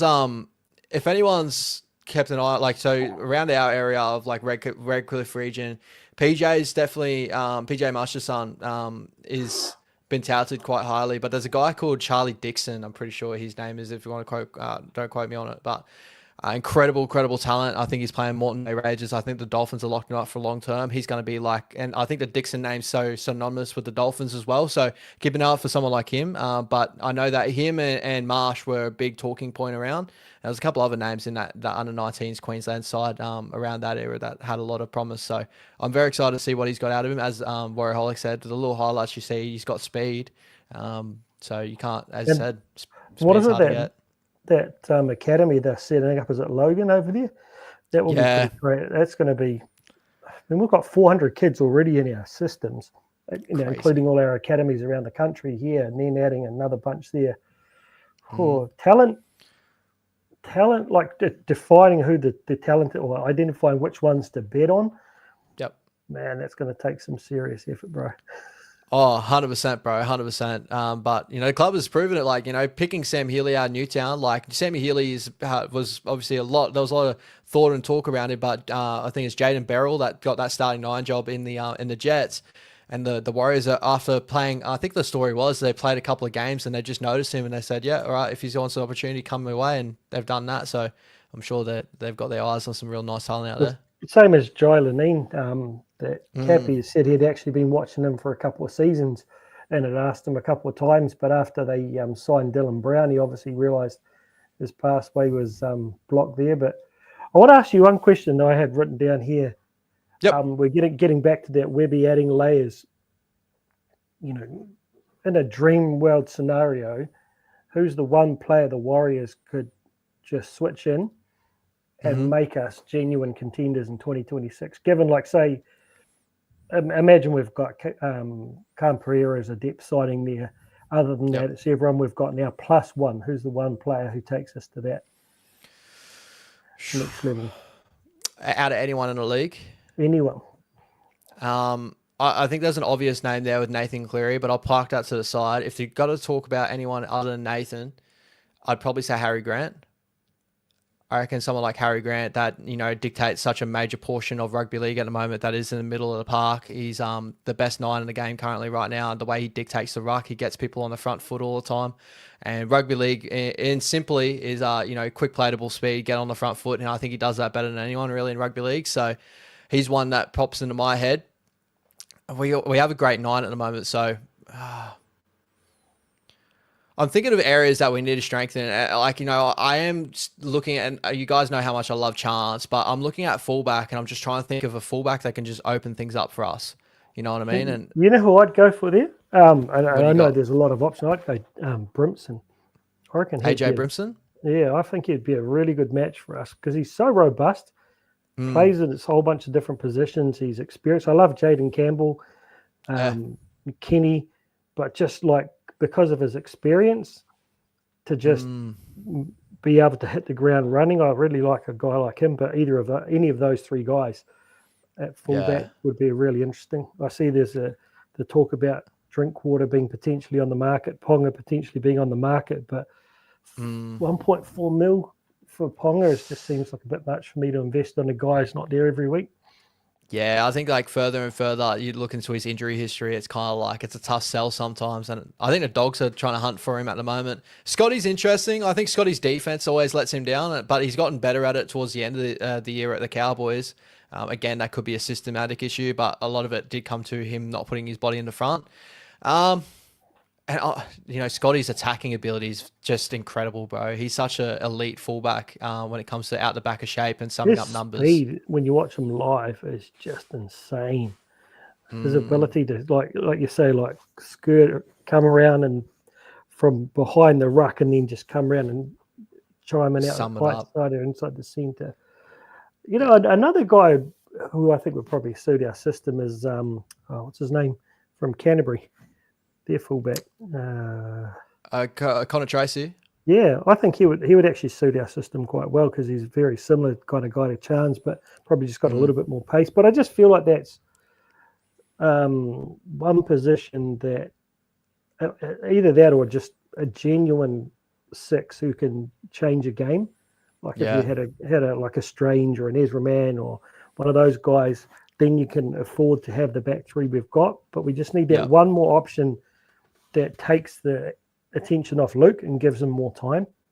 Yeah. When I'm thinking of other names there, like I've always had this affinity with Tolu Kola that plays for Manly, the centre. He's got the ability to play fullback as well, and he's got the speed. Like, oh, bro, whenever he plays Tonga there, I'm just like, oh. And then they got Lehigh Hapuati, so it's like, bro, we'll take one of them. Like I like Lehigh as well. You take one of those 2, but Tolu, I've always been a big fan of him. Yeah, mate, if they do end up re-signing Turbo, it makes you wonder, but they only re-signed Kohler. But yeah, that's the kind of thing I'm thinking of. And like when I heard they went after Chevy Stewart, I'm just like, man. Yeah, that's it. He's a bit small, and I feel like just having someone who's ready to hit the ground running. Yeah. But it's like one of those things. Like I really like Jeremiah. And Joseph's good, but I just think that both of those guys are still a number of years away. So and if they don't, I mean, I love Tane, but I just get that feeling they're not going to go all in on him. Which is a shame, but I don't know. That's that one position I feel is like 6 or 1. Yeah, that's probably what came to mind with me. Like when I brought up, like, you look at your top end players, like Nathan Cleary, Harry Grant of the world, and stuff like that. They're like the obvious names. And then the more I kind of thought about it, I was like fullback, and then you look at these 6, and I even kind of look across the league, and you kind of do see the deficit in the league in some of these key areas as well. But a lot of other teams are kind of struggling with, or they've like fumbled the bag in this area as well. So it's not like there's like a whole lot out there. You can just be like, oh, I'll pick him up and it will change everything for us. But I think Ethan Strange is a big one. I've always been a big fan of Ethan Strange for the Raiders, but they would never let him go. What he's shown out there. Well, right, I love Chance, man. Don't get me wrong. It's just the fact that we don't have that second attacking option. Yeah. Like I said, if we had that gun 6, put Munster at 6, then all of a sudden Chance is your man, because you're always going to get that work. Buller would be another one. It'd be interesting. There's some Cody Ramsey. Was it Cody Ramsey? Yeah, like he carved us up in Cup the other week. He's on the market, but I don't know about that sickness he had. His longevity and stuff, but we can but dream. But we can but dream. I feel like we shall see if someone pops up, because we have to let someone out of our top 30 go now to get anyone for next season anyway. Yeah. Yeah, I'm curious how the club works around this period. As you said, there's a couple of rumors of maybe people that will jump out of contract, who knows, and that could free up a lot of different things for us. But we'll have to wait and see how that all plays out. But maybe lastly, bro, maybe give us your tips here for the New South Wales Cup Grand Final. How much, and maybe give us an anytime try scorer. Yeah, I feel like Elias and Ramsey, they messed us up nicely when they were given a bit of space there. We will definitely have to come up with a plan to handle with them. But if we can handle that and we can win the medal, I think we've got the ability to go well. Like, it'll be a tight first half. Shit, I'm not thinking we blow them off the water because of all the NRL experience, but I think it could be something like 32-20, something like that. Mm-hmm. And anytime try scorer, anytime Sam Healy. Yeah, I love it. I'm gonna ride with you here. I'm gonna go us getting up to that 28 to 30 range. I think that we can get up then to that. I'm gonna put probably the Dragons at maybe that 18. I think we can get it done, and we can do a job out there. As I said, I think Tanner Boyd coming into this team probably helps us against this Dragon side that has Ilias in there, to have, looking on the side just next to us, bro, and you're going through like NRL talent like Matthew Fingai, Cody Ramsey, that Hayden Buchanan that debuted in first grade. There's all of Dragons boys here. Jonah Glover has a lot of talent. Like, there's a lot of talk around him. Ilias, Blake Laurie, Murdoch Masilla, as we know, Faitala Mariner, just, Hame Selly's on the bench. Yeah.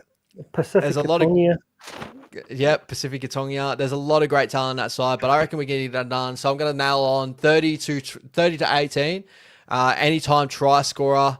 I'm going to go with we'll go with Bunty. Last game. Get it done. Bunty to crash over, brother. Let's go. Let's do it for the boys. Let's do it for Bunty. Yeah. I hope he has a massive game. Him and Ed get a triple. It would be incredible. Man, Ed Cossie triple. Tom Arle getting over too. I'd love to see Tom Arle to go over. Yeah, man, and Setu too.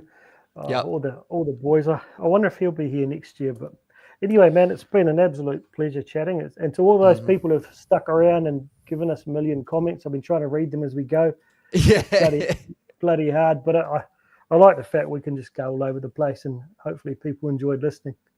100%, guys, and I hope you guys enjoy it. As Warriorholic said there, you can take any little piece of this conversation that we've had, and it helps you guys with your outlook on the Warriors and stuff for the future and that. Again, I want to touch on with Noah Jensen. If you can find a GoFundMe or whatever, if you can find any bit of cash to give it to his way, it'd be incredible. Our boy Noah or something like that is the name, but if you search Noah Jensen, go give a little, it'll come up because it's been reposted so many times. Yep. I might do a little bit of looking and see if I can put it in the description down below or the comment section, guys, if you want to check it out after the stream. But thank you so much, Zane, for coming through. As always, brother, you're an absolute beast, mate. Guys, if you haven't followed the Warriorholic, I don't know why you haven't followed. If you follow my channel, you should be following the Warriorholic. You should know about him. Make sure you go over and do that. And I think we both, massive shout out to Sammy for jumping in and doing this with us as well. What a beast. He's had a hard day on the tools, so he looked a bit tired there after playing dad, looking after the kids, but I appreciate him staying late. And likewise, brother, it's always good yarning with you. Like, I've learned so much from you, actually having some knowledgeable footy IQ there that I've picked up over the past couple of years. So always enjoy it. Straight back at you too, my bro. Straight back at you too. I'm But bullshitting my way through this, brother. I'm bullshitting my way through this. you're doing an absolute great job of doing that, Mo, my bro. But thank you guys as always. Make sure like and subscribe to the stream if you enjoyed it. Share around to everyone. And again, if you haven't followed the Warriorholic, guys, get over there, follow it. All your news in New South Wales Cup development, everything. Go over there. Links are around. So yeah, make sure you do that. So guys, thank you so much. Have a great night. Up the mighty Wars, New South Wales Cup team. Let's go to the grand final, baby. It's a done deal. Let's go. Take it easy. Let's go. Later, guys.